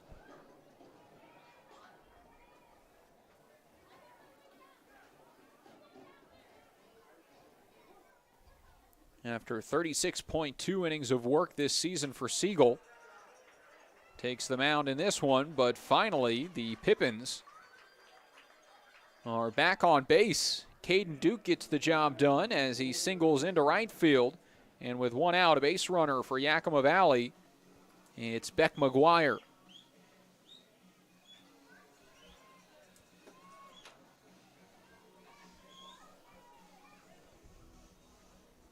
Clean swing by Caden Duke to push that one into right field. And that's his first hit of the season, as McGuire will try and answer and do the same. He is 0 for 5 thus far.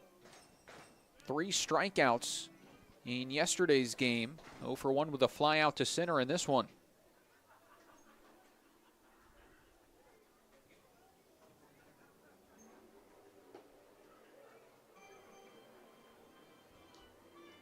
This one misses off the plate. McGuire in a hitter's count, 2-0.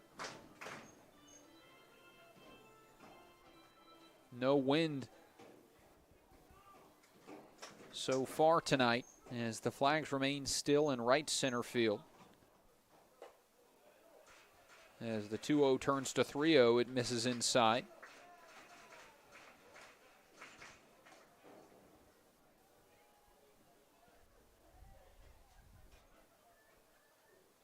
And Siegel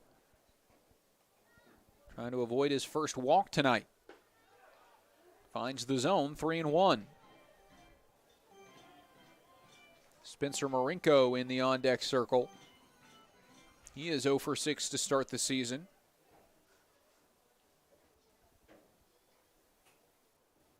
And that is ball 4. No, it is called a strike. Kyle Crustangel has some words from the third base coach box. And he is certainly frustrated,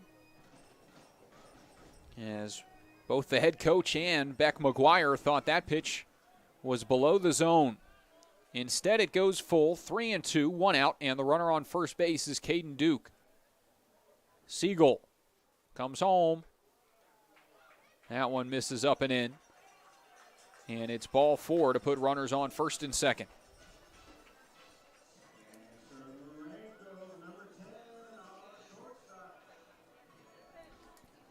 So a ball doesn't lie situation as the walk is issued either way. Spencer Marinko up to the plate. 1 out and 2 on for him. As the Pippins once again trying to put something together.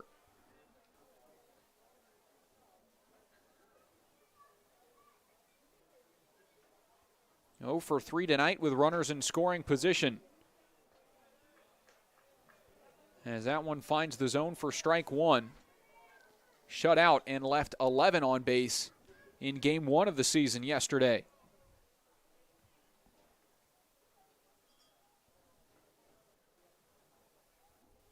Siegel delivers the 0-1. Breaking ball and a good one, as out in front was the shortstop. Marinko falls behind 0-2.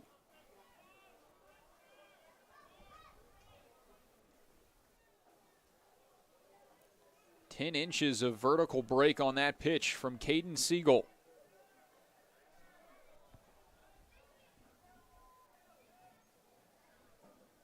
Marinko will have to protect. Here's the 0-2. Swing and a miss. It's a strikeout. 5th K for Spencer Marinko this year, and 2 away. It turns things over to the top of the order.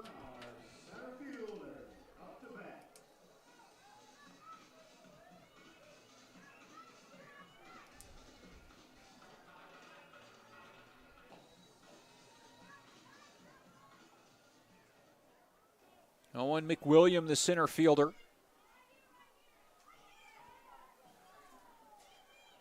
No for 2 tonight with a ground out back to the pitcher and then the pop-up to first base. Shoots this one foul off the railing behind the plate and back into play.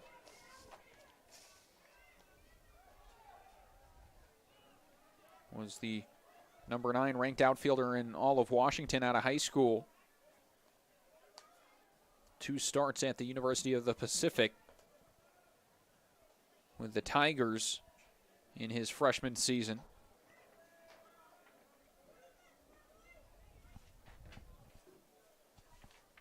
Here's an 0-1.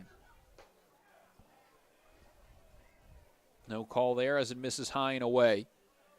And a righty warms up in the bullpen for the Knights.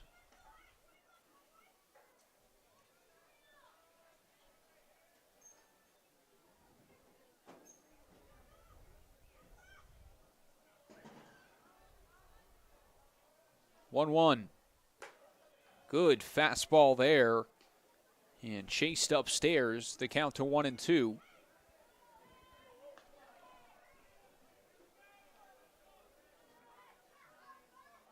.89 miles an hour on that pitch. Siegel 1 pitch away from getting out of another jam here. The 1-2. No call there as it misses just outside, 2-2.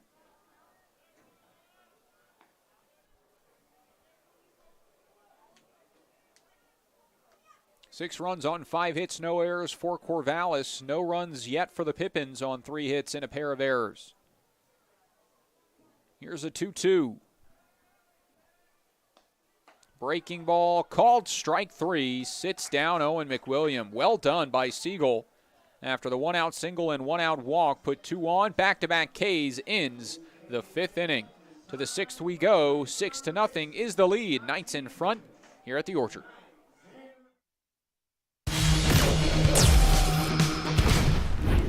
Who knew it was so difficult to find the right bank? I know. It's so confusing. Checking out your banking options? Oh, sounds overwhelming. Declare uncertainty. Enough!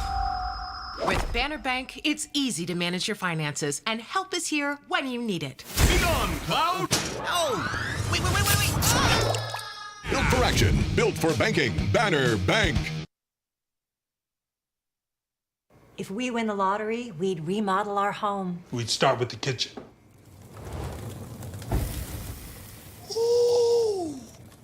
And out back is where the big trucks will go.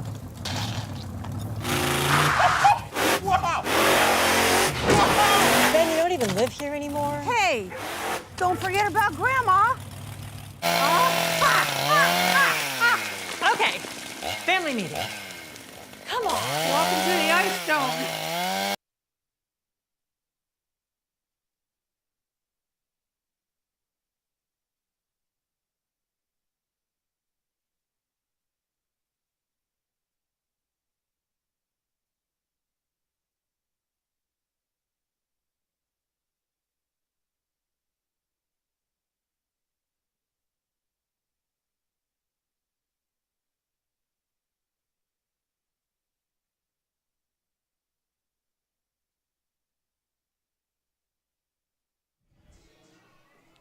The Pippins will stick with Carson Judd here in the top of the 6th inning as he'll face the top of the order. It's Jonah Advinculla, the center fielder, that will step up to the plate for the 4th time in this one. He has struck out and walked twice, but is yet to face Carson Judd as the first pitch to him misses for ball 1.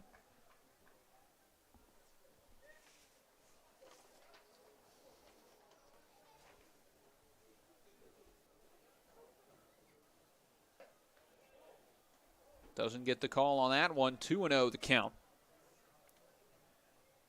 Judd, again, 36.2 innings of work in college this year.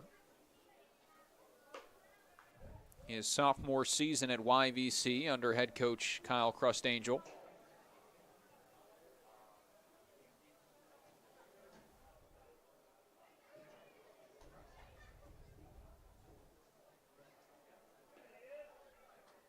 Again, does not get the call. It is ball 4, and a 4-pitch walk opens up the top of the 6th. 3rd walk of the night for Advinculla.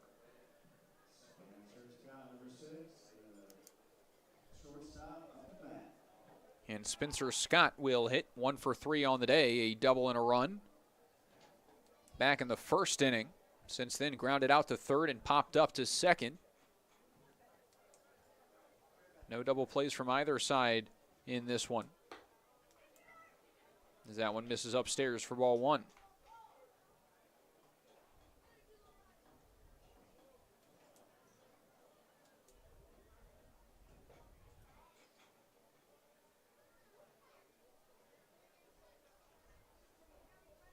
Runner takes off here. This one thrown down. Short hops Spencer Shipman, and a stolen bag for Advinculla and the Knights. Runner into scoring position.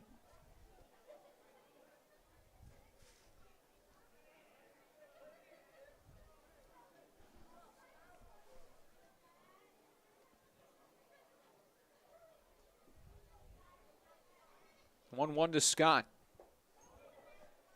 Breaks outside.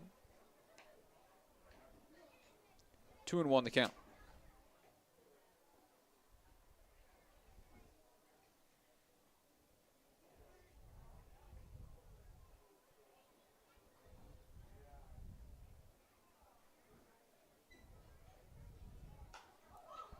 High pop-up here left side. Working into the outfield is Marinko, and he pulls it down in the night sky for the first out.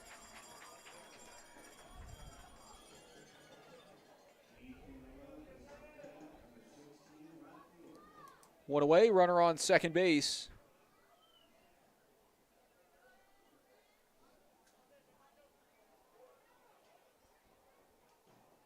Ethan Lovelace will hit 2 for 4 yesterday and 1 for 2 today. A hit by pitch and a double. Scored a run in the third inning. And where's the pitch here? A breaking ball, which got Lovelace on the shoulder, and he'll take first base. Double play now in effect. Runners on first and second with 1 out.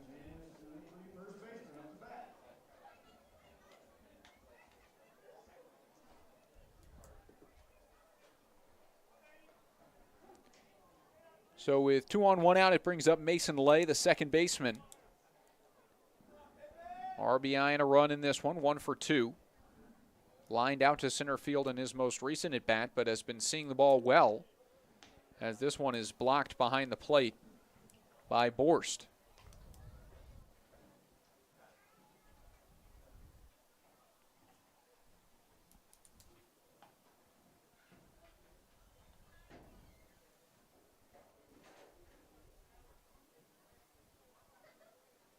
One-0 from the lefty, Carson Judd. Runners take off again. This one scoots away and rounding third to come home. Here's the play. In safely. Advincula dives in, hesitated before touching the plate, but the throw from Borst was offline. And a stolen bag and a wild pitch brings home the 7th run of the game for Corvallis. And deja vu as it is 7-0 here in the 6th inning.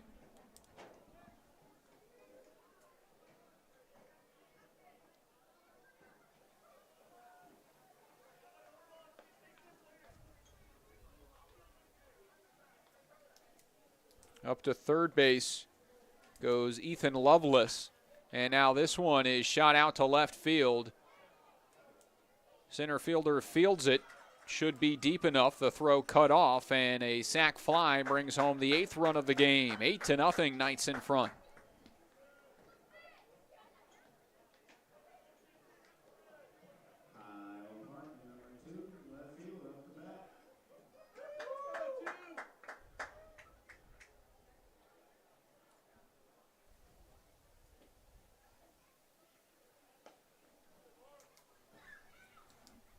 Here's the first to Kyle Parkman as it is called a strike, 0-1.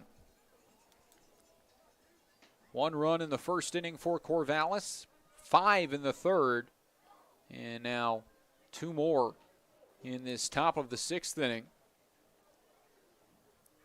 And the Pippins have yet to score a run through their first 14 innings of action thus far.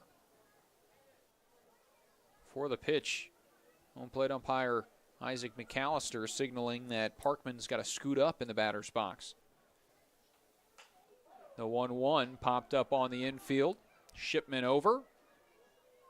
Makes the play for the final out.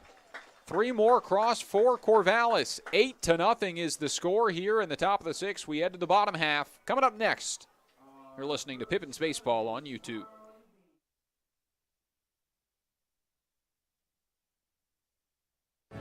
Be an energy efficiency hero. Install high-efficiency natural gas equipment, and you can be just like Cascade's most energy-efficient player of the game. Match his ERA of $710. Put some runs on the board by upgrading your furnace, improving your home's insulation, and switching to a condensing tankless water heater. Cascade's bench is deep with both residential and commercial incentives. Check them out at our website or give us a call and be an energy efficiency player of the game. What's worse than standing in line at concessions? Now you can satisfy your appetite while remaining in your seat. With the mobile app Fan Food, you simply select Express Pickup and order your food. It is that simple. You deserve a VIP experience. Download Fan Food today.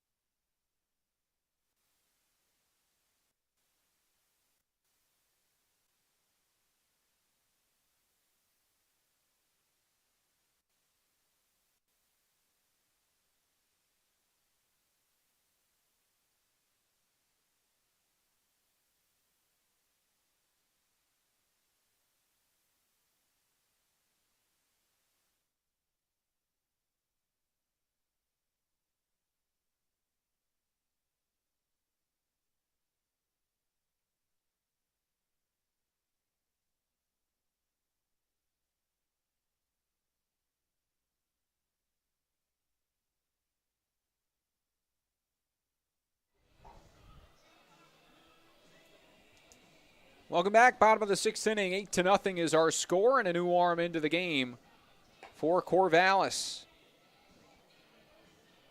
Right-hander Jaden Harris will get his first outing of the year for the Knights and will replace Caden Siegel, who was phenomenal in the second straight game.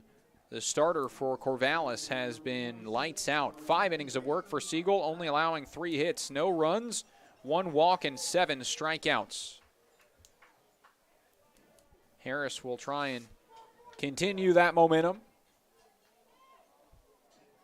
Millville, Utah native. Brings home the first pitch. It will miss for ball 1 to Spencer Shipman. 6'2" righty and sophomore at the University of Utah.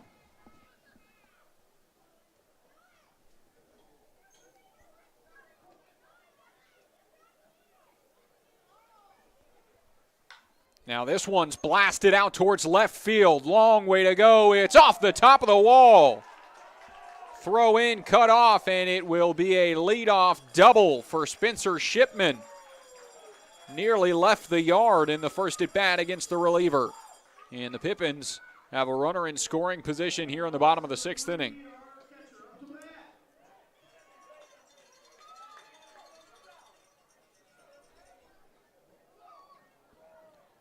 .99 off the bat for Spencer Shipman. As that one might have taken the paint off of one of the signs out there. And Sam Olson gets a turn at the plate and a chance to drive in a run. First pitch to him misses for ball 1 at 92 miles an hour out of the hand of Harris.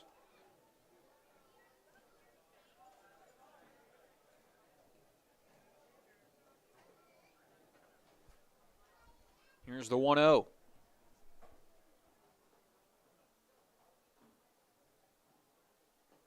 Bounces again, and Shipman thought about taking third, but wisely staying put as it didn't stray away too far from Kyle Casperson. 2-0 the count.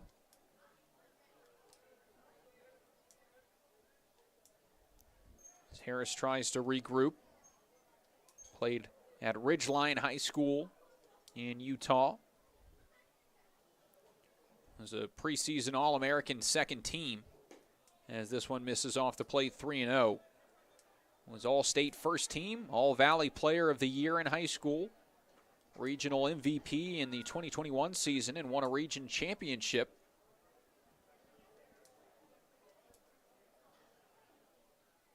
As Harris brings home a 3-0. Swung on, and this one shot out into right center field. Overs the right fielder, who makes a nice running catch. Tagging is Shipman, and he is up to third base. But Ethan Lovelace, a nice route to the ball as he secures the first out.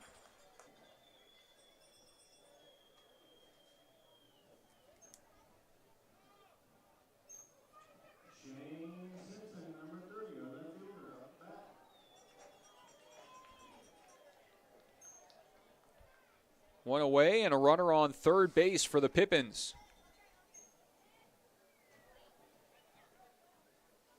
That is the furthest a runner has got so far for Yakima Valley this year, as this one misses off the plate for ball 1.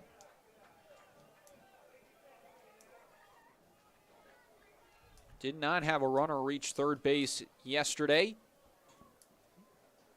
And Shipman becomes the first to reach that mark here in the bottom of the 6th inning.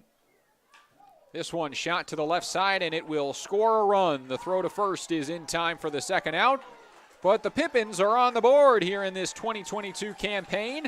First run of the season crosses, and it's an RBI ground out for Shane Simpson. 8-1 the score.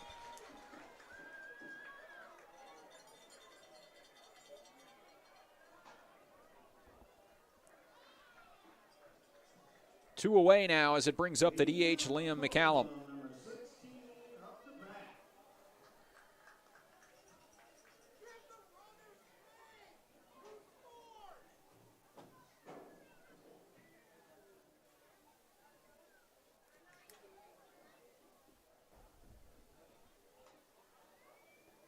Off the plate, that one misses. 1-0 the count.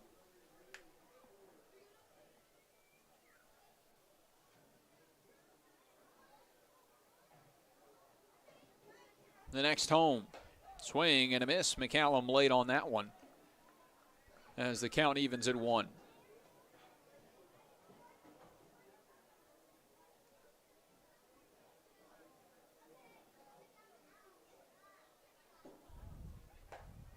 Good fastball on the outer half there. At 92 miles an hour, McCallum behind 1-2.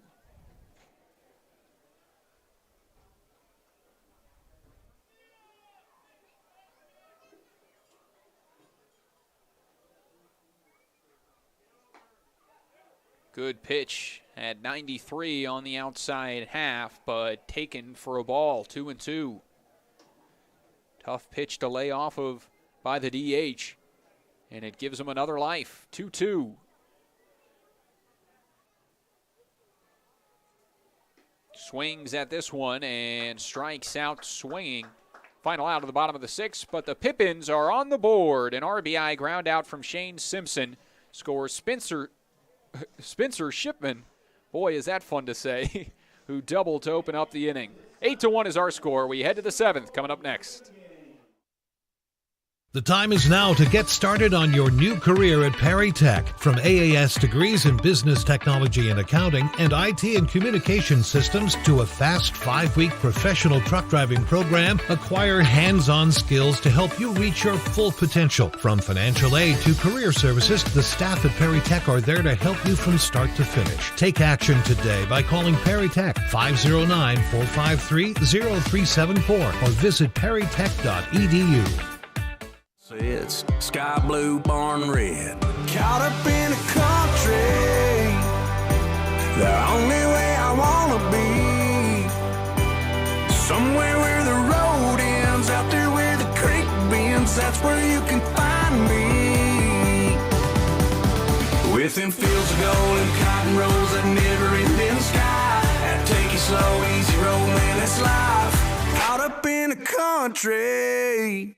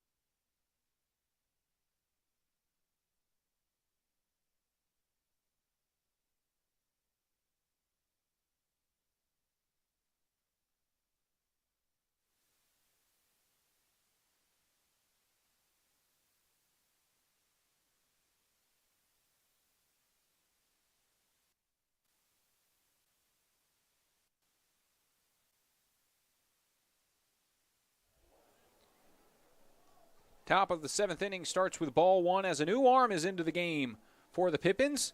Liam McCallum, who moved from DH to the mound, will pitch for the first time this season. It's a ground ball here to the left side. That's foul, 1-1.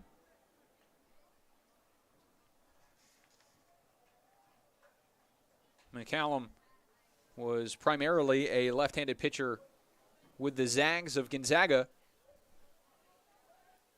this season. Only threw 1 inning of work total, but 2 appearances on the season. 1 on the road against BYU and then 1 against Washington State.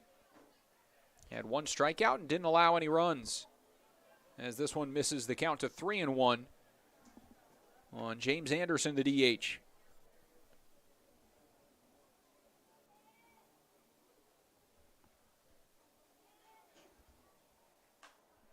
Now this one popped straight back. 3-2 the count.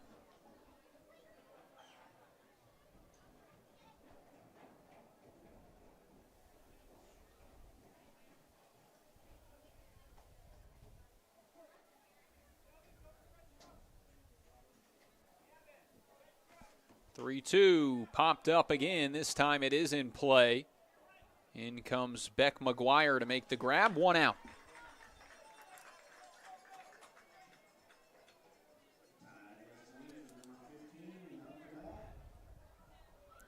Titus Dimitro.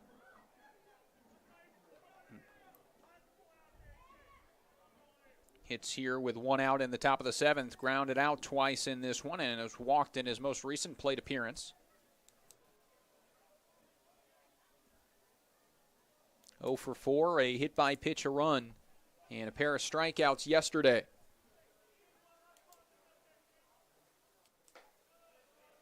Rain starting to come down. As that one's in there for a strike.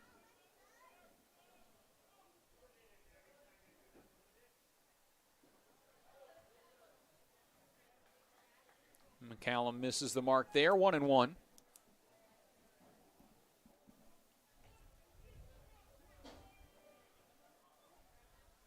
So if you're joining us late, Leighton Wagner started on the mound for the Pippins.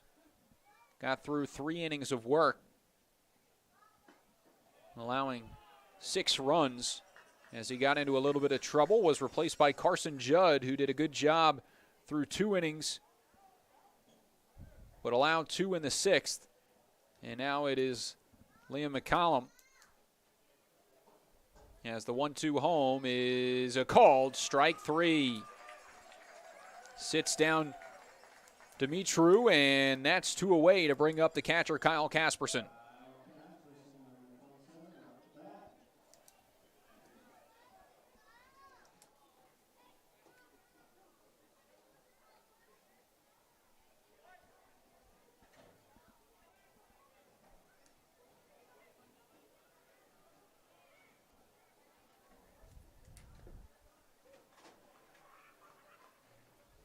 First pitch, ball 1 out of the lefty's hand.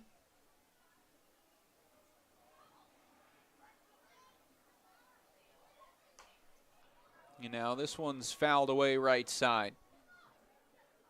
Rain coming in is supposed to stay for a little bit. Rain through the night. So both sides hoping to get this one done and then tarp up the field so baseball can be played tomorrow as this breaking ball misses off the plate. 2 balls and a strike.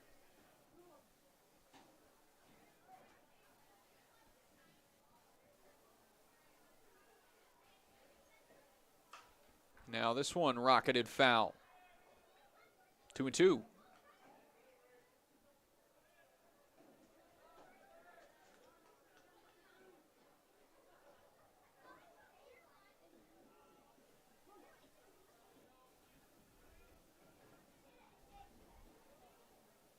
Whoa, this one behind him.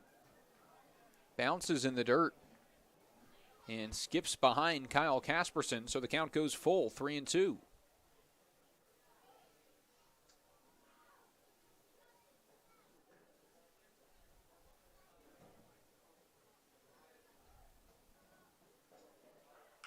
Now this one shot down the line and fair into right field. It will roll all the way to the wall. The throw in is cut off. It is a 2-out double for Kyle Casperson.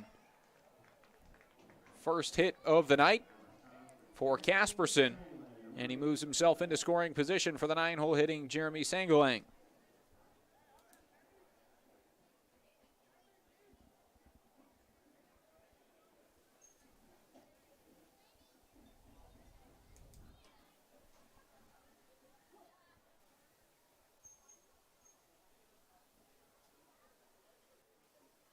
First pitch breaking ball at 68 miles an hour.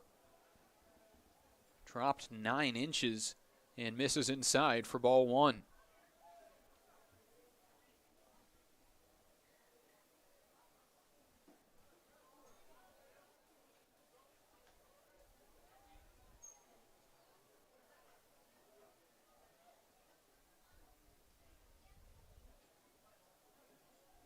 2-0 is the count. The lefty will try again. That one's in there for a strike. 2-1. Pippins send Jake Borst, Caden Duke, and Beck McGuire to the plate in the bottom half of the seventh.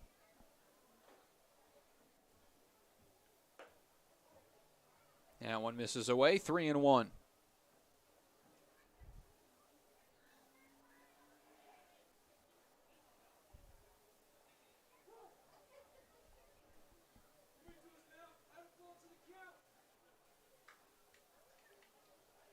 Ball 4 is called because McCallum took too long. Now Crust Angel's going to come out of the dugout and have a word and try and have that one explained. McCallum wants an explanation himself.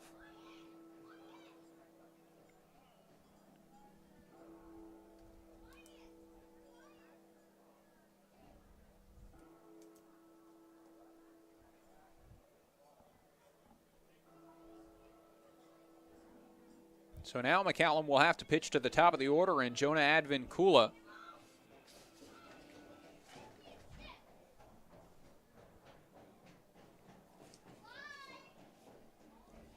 what a strange time to make that call when it hasn't been enforced at any point over the previous 2 games.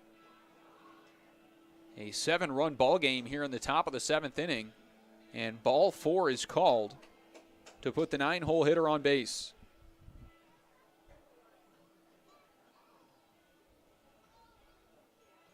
Crust Angel still talking out there. Advin-Kula has been walked 3 times in this game. And now Crust Angel still getting words in and might be on the border of getting tossed here. Home plate umpire says no more. Wipes off the plate. Crust Angel returns to the dugout and remains in the game for the time being.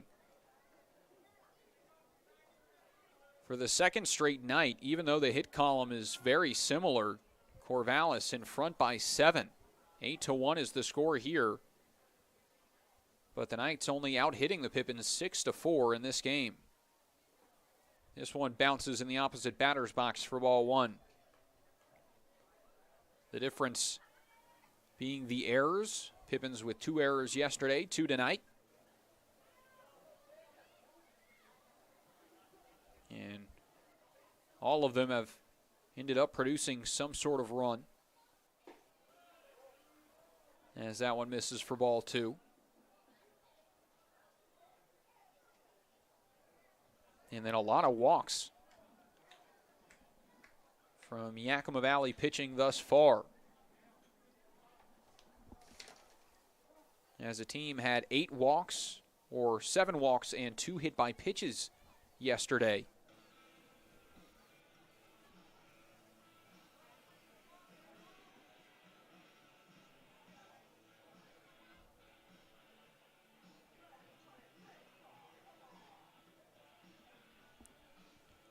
And 7 walks for Pippins pitching and 3 hit by pitches in this game. Now a visit to the mound. McCallum, Crust Angel, and the catcher Jake Borst. Crust Angel still having words for McAllister, the home plate umpire.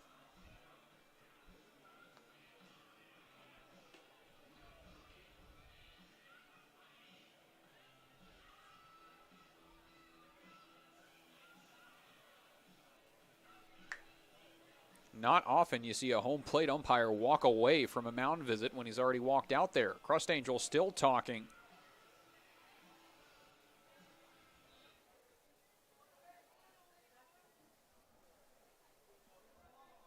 And the visit will conclude. 2-0 the count.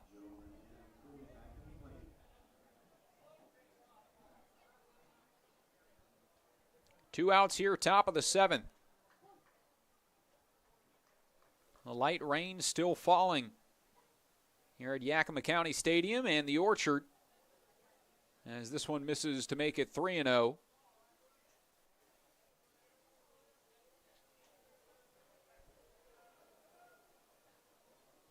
10 hits combined in this game and 9 total runs. As this one's chopped towards second, fielded cleanly, and Shipman on to first will end the top of the 7th. It's time to stretch as we head to the bottom of the 7th. Coming up next, Pippins trail by 7, 8-1 is the score.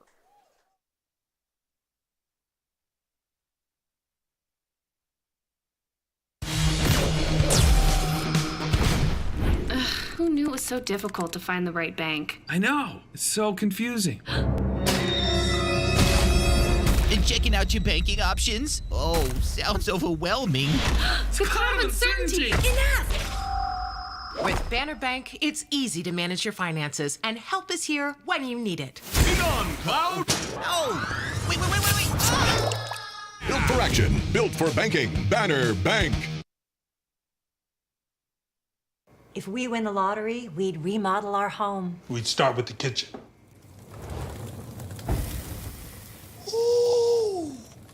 And out back is where the big trucks will go.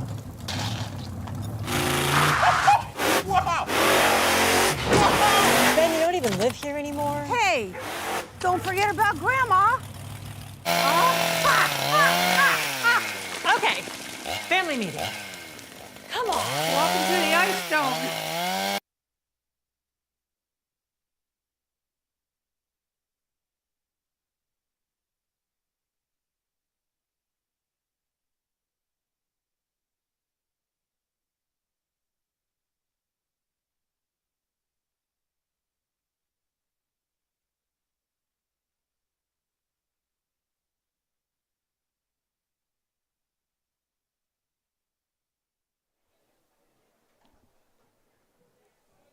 Bottom of the 7th inning starts here. Jaden Harris remains on the mound. And Jake Borst at the plate. First pitch swinging, chops it out towards third. Sangalang's throw is high, but a big stretch at first base by Dimitru. And he reels it in.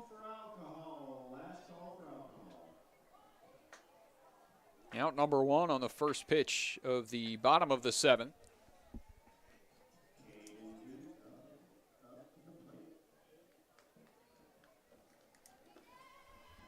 And it's Caden Duke to hit. He is 1 for 2 today. Single in his most recent at bat. Well behind that fastball at 90 miles an hour. The count's 0-1.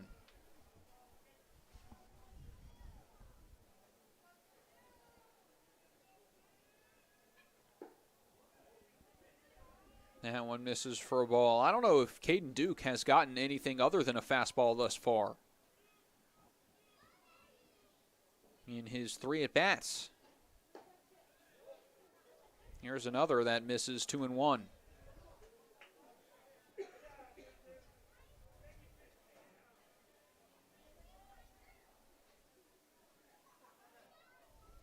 This one rocketed out towards third, off the chest of the third baseman. The throw picked on the other end. Good job keeping it in front by Sangalang and recovering. And then Dimitru, another nice fine play at first base to pick it out of the dirt, 2 away.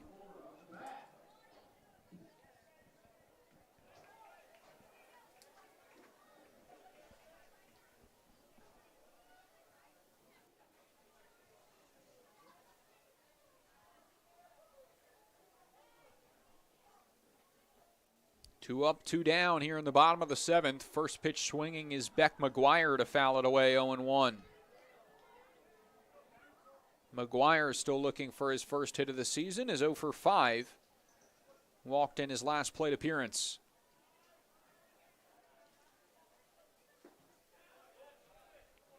Just misses the mark there, 1-1. 6 hits for Corvallis, 4 for the Pippins, but an 8-1 lead for the Knights. As the same pitch there, just a little bit more up, finds the zone at 79 miles an hour. It is 1-2.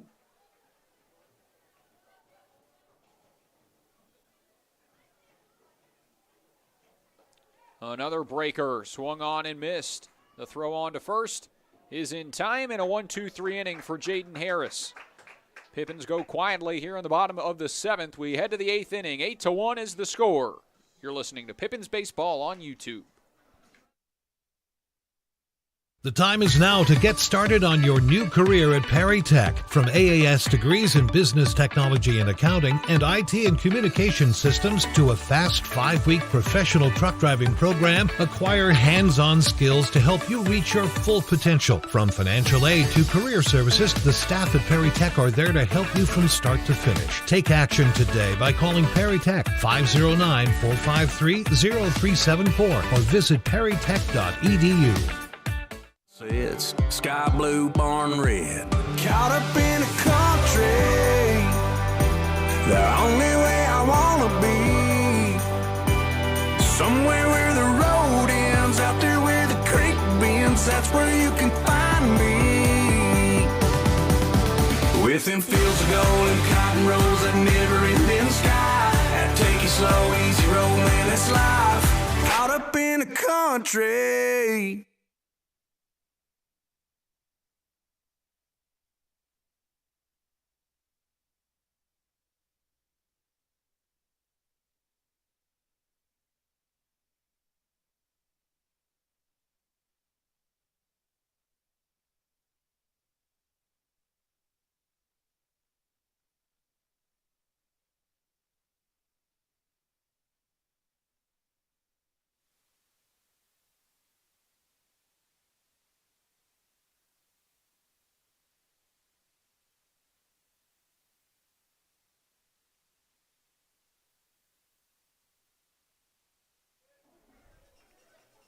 First pitch of the top of the 8th inning is in for a strike. Liam McCallum remains out there for the Pippins.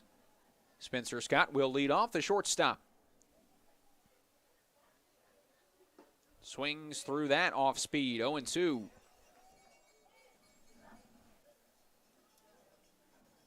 Scott doubled in his first at bat. Since then, nothing doing. He is 1 for 4. Ground ball, left side, cut off at third. McGuire spins and throws, and a nice play by the third baseman to pick up the first out. Moving to his left, making a tough play. Not looking at the target as he spun, and then a perfect throw to Caden Duke. Retires Spencer Scott and brings up Ethan Lovelace.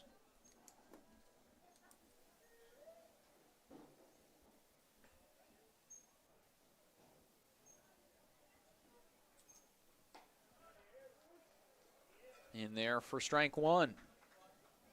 At the plate, not many highlights for the Pippins over the last couple of games, but they've made some nice plays in the field at times. Spencer Marinko with a nice play in the second inning tonight. Shipman had one yesterday, and now Beck McGuire at third base with a nice play. Here's a 1-1. Whoa, fastball up and in. Nails Lovelace, and the hit by pitch puts a runner on with 1 out.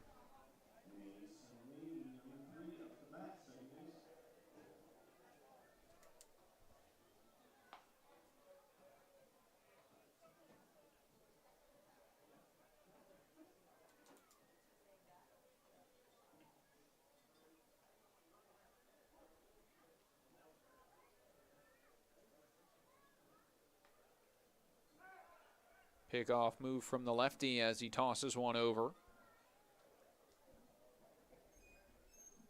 Mason Lay, the second baseman, at the dish. 2 RBIs tonight and a run. As this one finds the zone for strike one. RBI single in the first inning, walked and scored in the third. Line out in the fourth, and then that deep sac fly in the 6th. Good contact at the plate for Mason Lay, who has bounced back nicely from his tough game one, 0 for 5, with 2 strikeouts and a double play.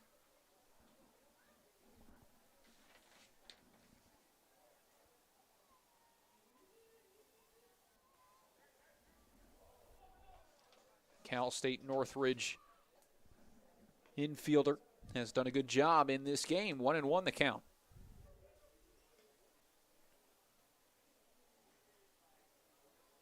Rain has not stopped. The wind blowing out a tad towards center. 1-1 is called a strike, 1-2.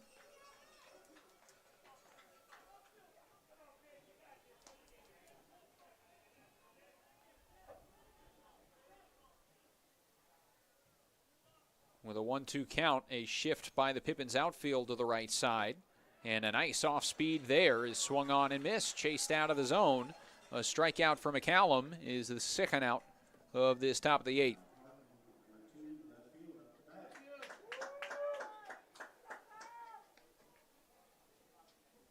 Two strikeouts now for McCallum, and Kyle Parkman another turn at the plate. 0 for 4 tonight, reached on an error in the third and scored. 2 strikeouts and a pop-up in his other at-bats. 1-0 as that one cuts off the plate on the slider. And lefty will bring another in this lefty-lefty matchup. Pick off to first base once again. McCallum keeping an eye on the runner, Loveless. Had a stolen base yesterday.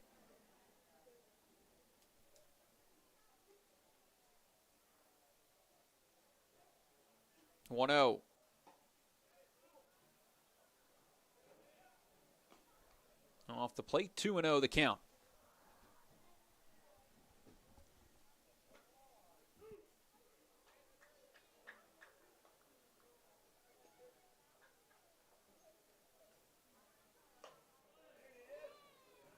Pitch there does not get the call, 3-0. As McCallum tries to find it.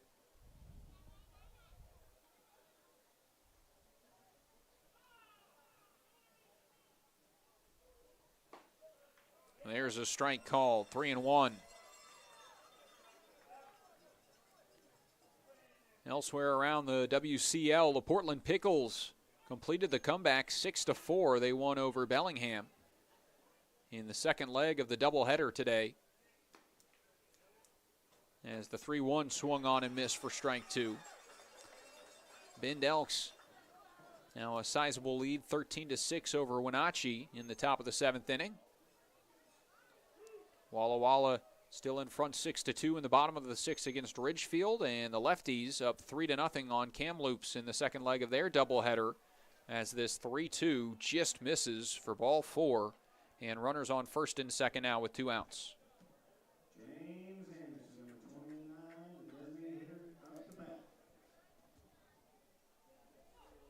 Two walks and a hit by pitch for McCallum. Over his 1.2 innings of work this far. Ground ball left side, foul.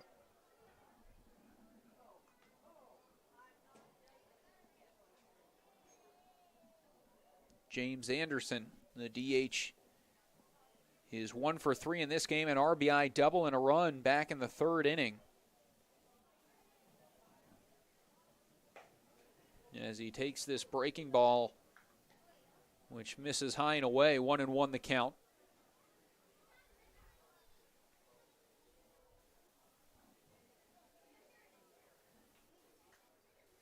And the lefty tries again.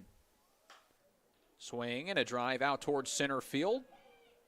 Puts McWilliam on the run, but he gets underneath it to pull down the final out. McCallum holds Corvallis scoreless here in this top of the 8th inning. Pippins coming to the plate in the bottom half of the 8th, trailing by 7, 8-1 here at the Orchard.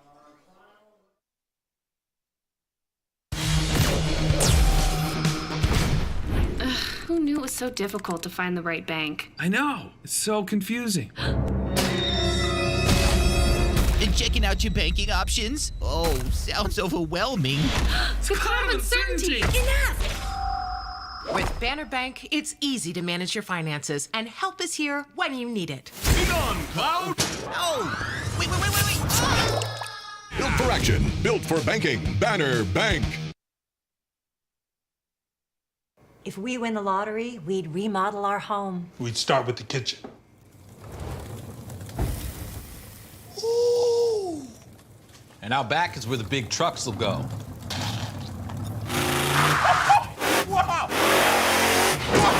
Ben, you don't even live here anymore? Hey, don't forget about Grandma. Okay, family meeting. Come on. Welcome to the Ice Dome.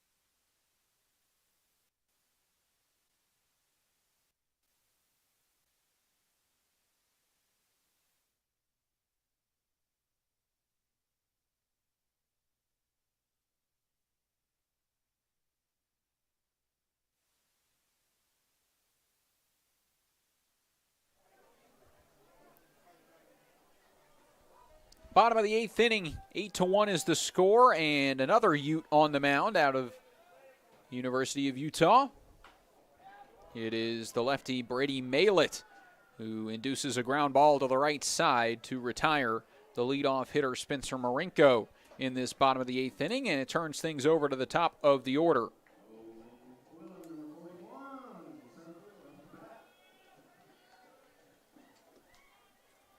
Maylett, the freshman from South Jordan, Utah, played at Bingham High School and was All-State. He's also named the Pitcher of the Year, as this one misses inside for ball one.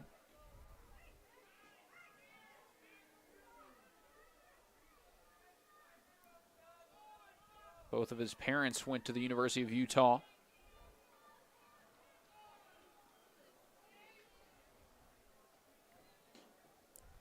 Which helped Maylett influence his opinion, as the 6'5" lefty will get some reps here over the summer with the Corvallis Knights. 1-1 is the count as that one's fouled away.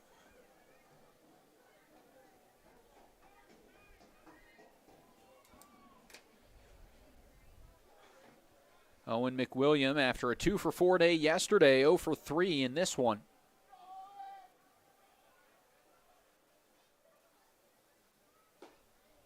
Takes a good breaking ball. Tough pitch to lay off. 2-1 is the count.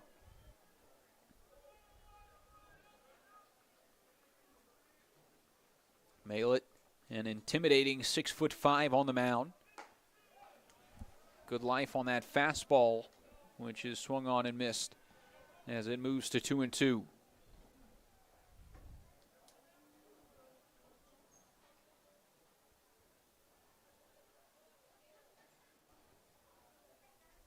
The next pitch. Weekly hit up the middle, shortstop over. Spencer Scott just beats the runner in time for the second out.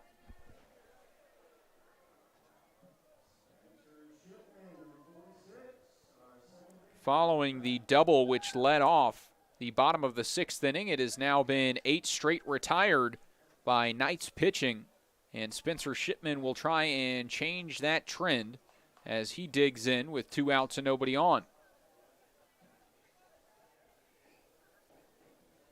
He's had a good day today, a pair of doubles and a run.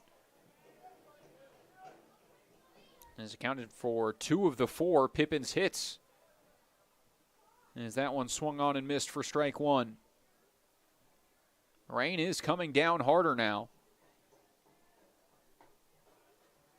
as that one's in there for strike 2.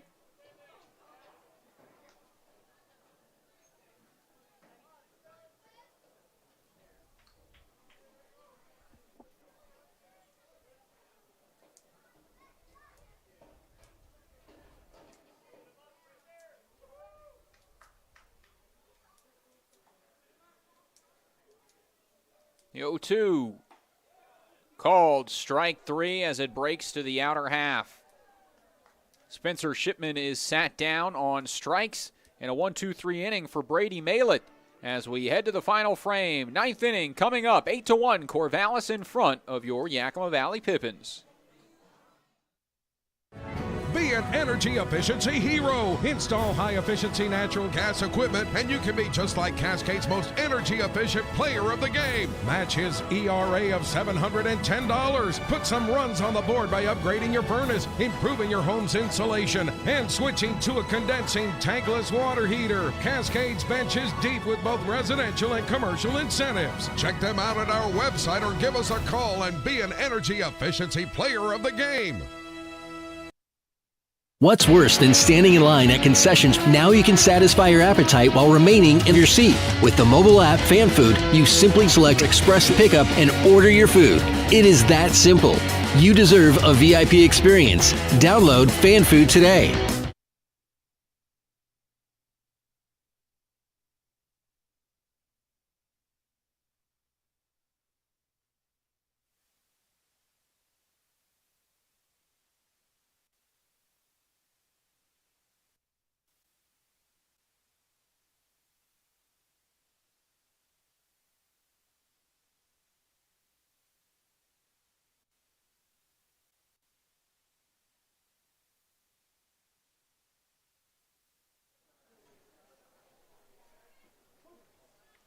Welcome back. 9th inning of action as the Pippins trail 8-1. Knights back at the plate here in this top of the 9th inning as Liam McCallum continues to pitch into his 3rd inning of work.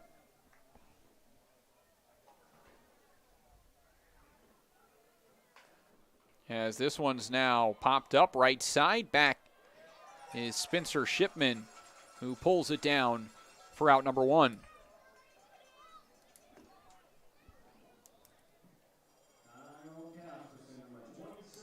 One out now, it's Kyle Casperson.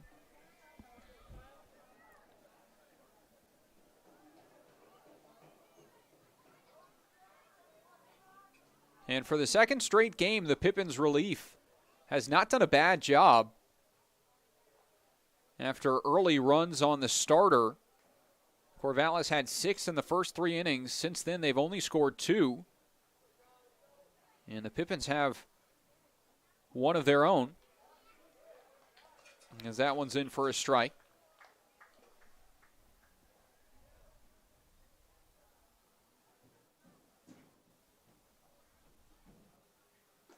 And a swing and a miss there on a nice breaking ball. 1-2.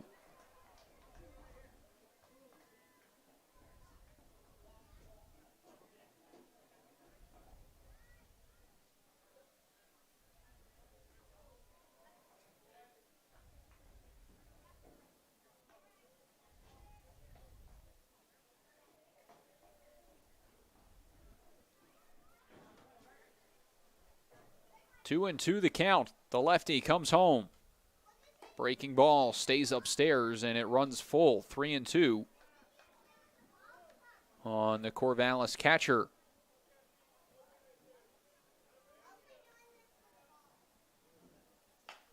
This one slowly hit, died in the wet grass. The throw on to first still beats him by about a step, and 2 away.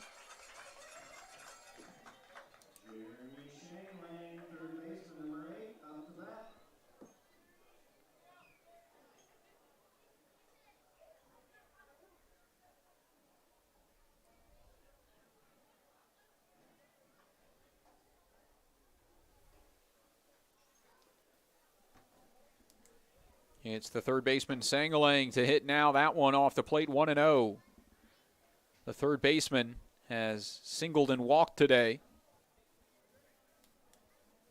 Got as far as third base in the second, but was left stranded out there as this one's fouled back. 1-1.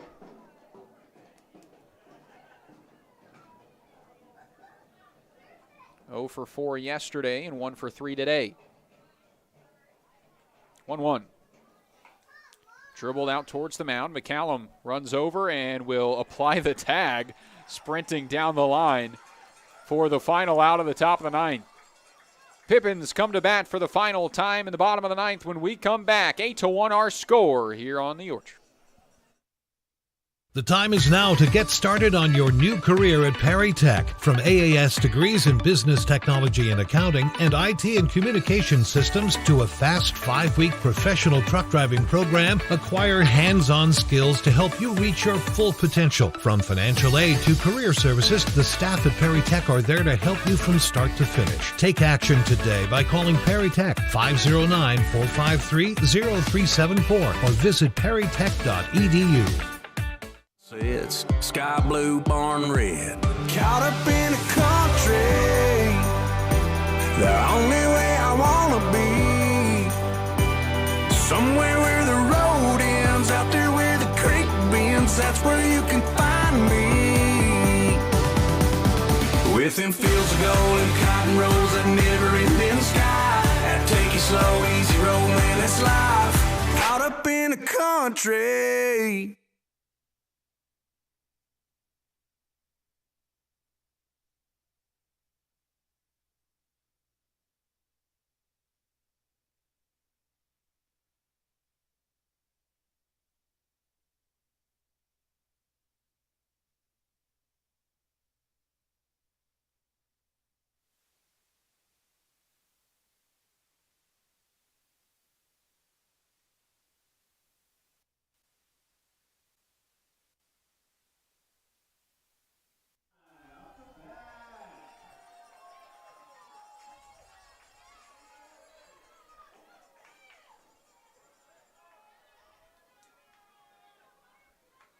Sam Olson leads things off in the bottom of the ninth inning as the Pippins trail by 7 and are in danger of losing their first series of the year to the Corvallis Knights.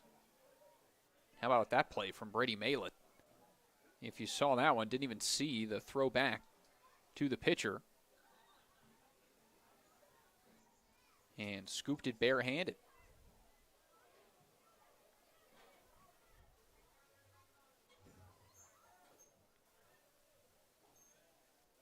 But after a 7-0 loss yesterday, Pippins trail by 7 in this one. Trying to show some signs of life offensively before this one wraps up. Only 4 hits in this game. Half of the mark they had in the shutout loss yesterday. 2-0.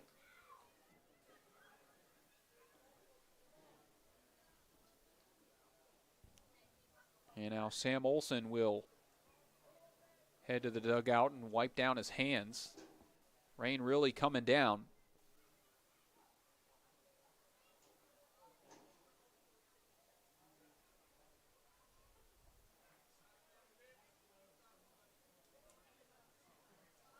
As I'm sure both sides by now tired and wanted to wrap this one up.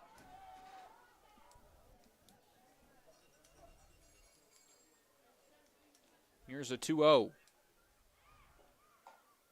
Misses inside, 3 straight to open up. The at-bat to Sam Olson, who was 0 for 3 in this game, a pair of strikeouts and a line-out. But this is first at-bat against the lefty Malett. Strike 1.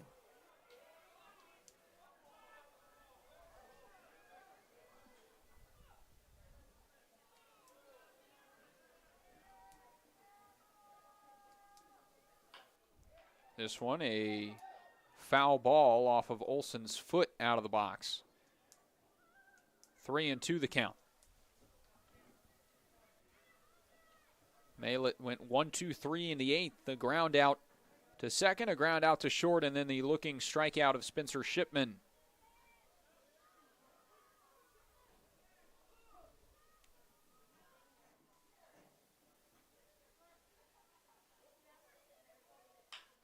This one grounded towards short. Spencer Scott, throw on the run, is in time. Out number 1.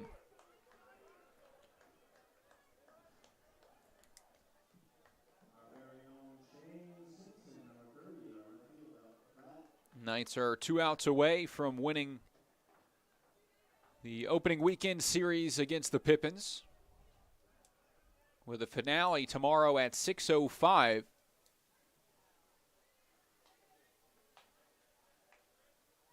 And a day off for Yakima Valley before they take on Walla Walla at home in a 3-game set.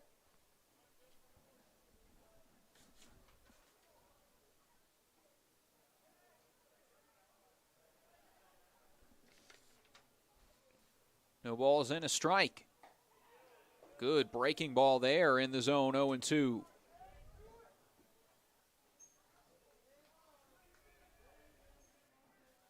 Shane Simpson behind in the count. 0-2. High and away, it misses.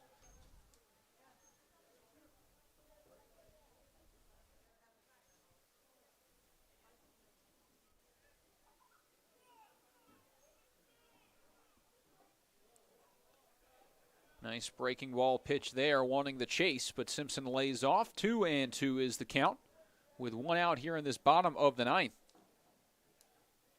Shane Simpson, 3 for 4 day yesterday and an RBI ground out today. As that one is a called strike 3.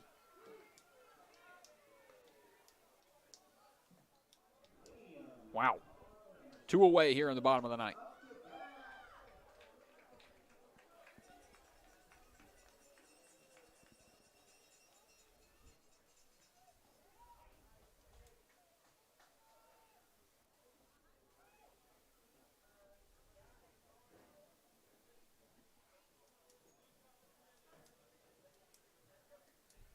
Now up is McCallum.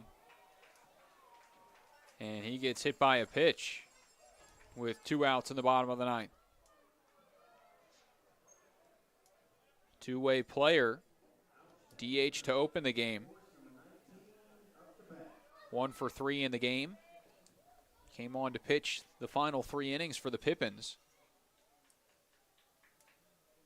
And then on that final out in the top of the 9th, McCallum ran down Sangalang up the first base line on a ground out.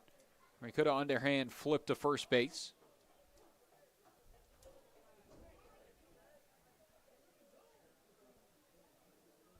But play will continue as that one misses off the plate. 1-0 the count to Jake Borst, the catcher, who's tasked with extending things. As that one misses, 2-0 the count.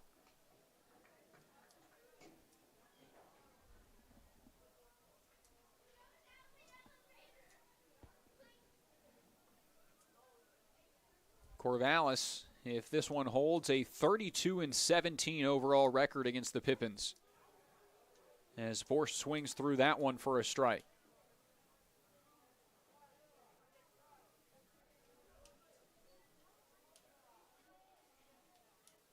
Here's a 2-1. In the dirt, it's blocked. 3-1 the count. Borst 0 for 3 today. A pop up to third base, a fly out to center, and a ground out to third after a 1 for 4 effort in the first game of the series.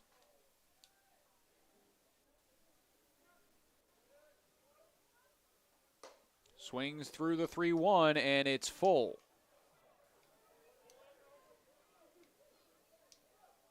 I think Kyle Parkman thought that was strike 3 as he started headed towards the infield, but returns to left, the 3-2, runner goes, called strike 3, and that puts a bow on this one.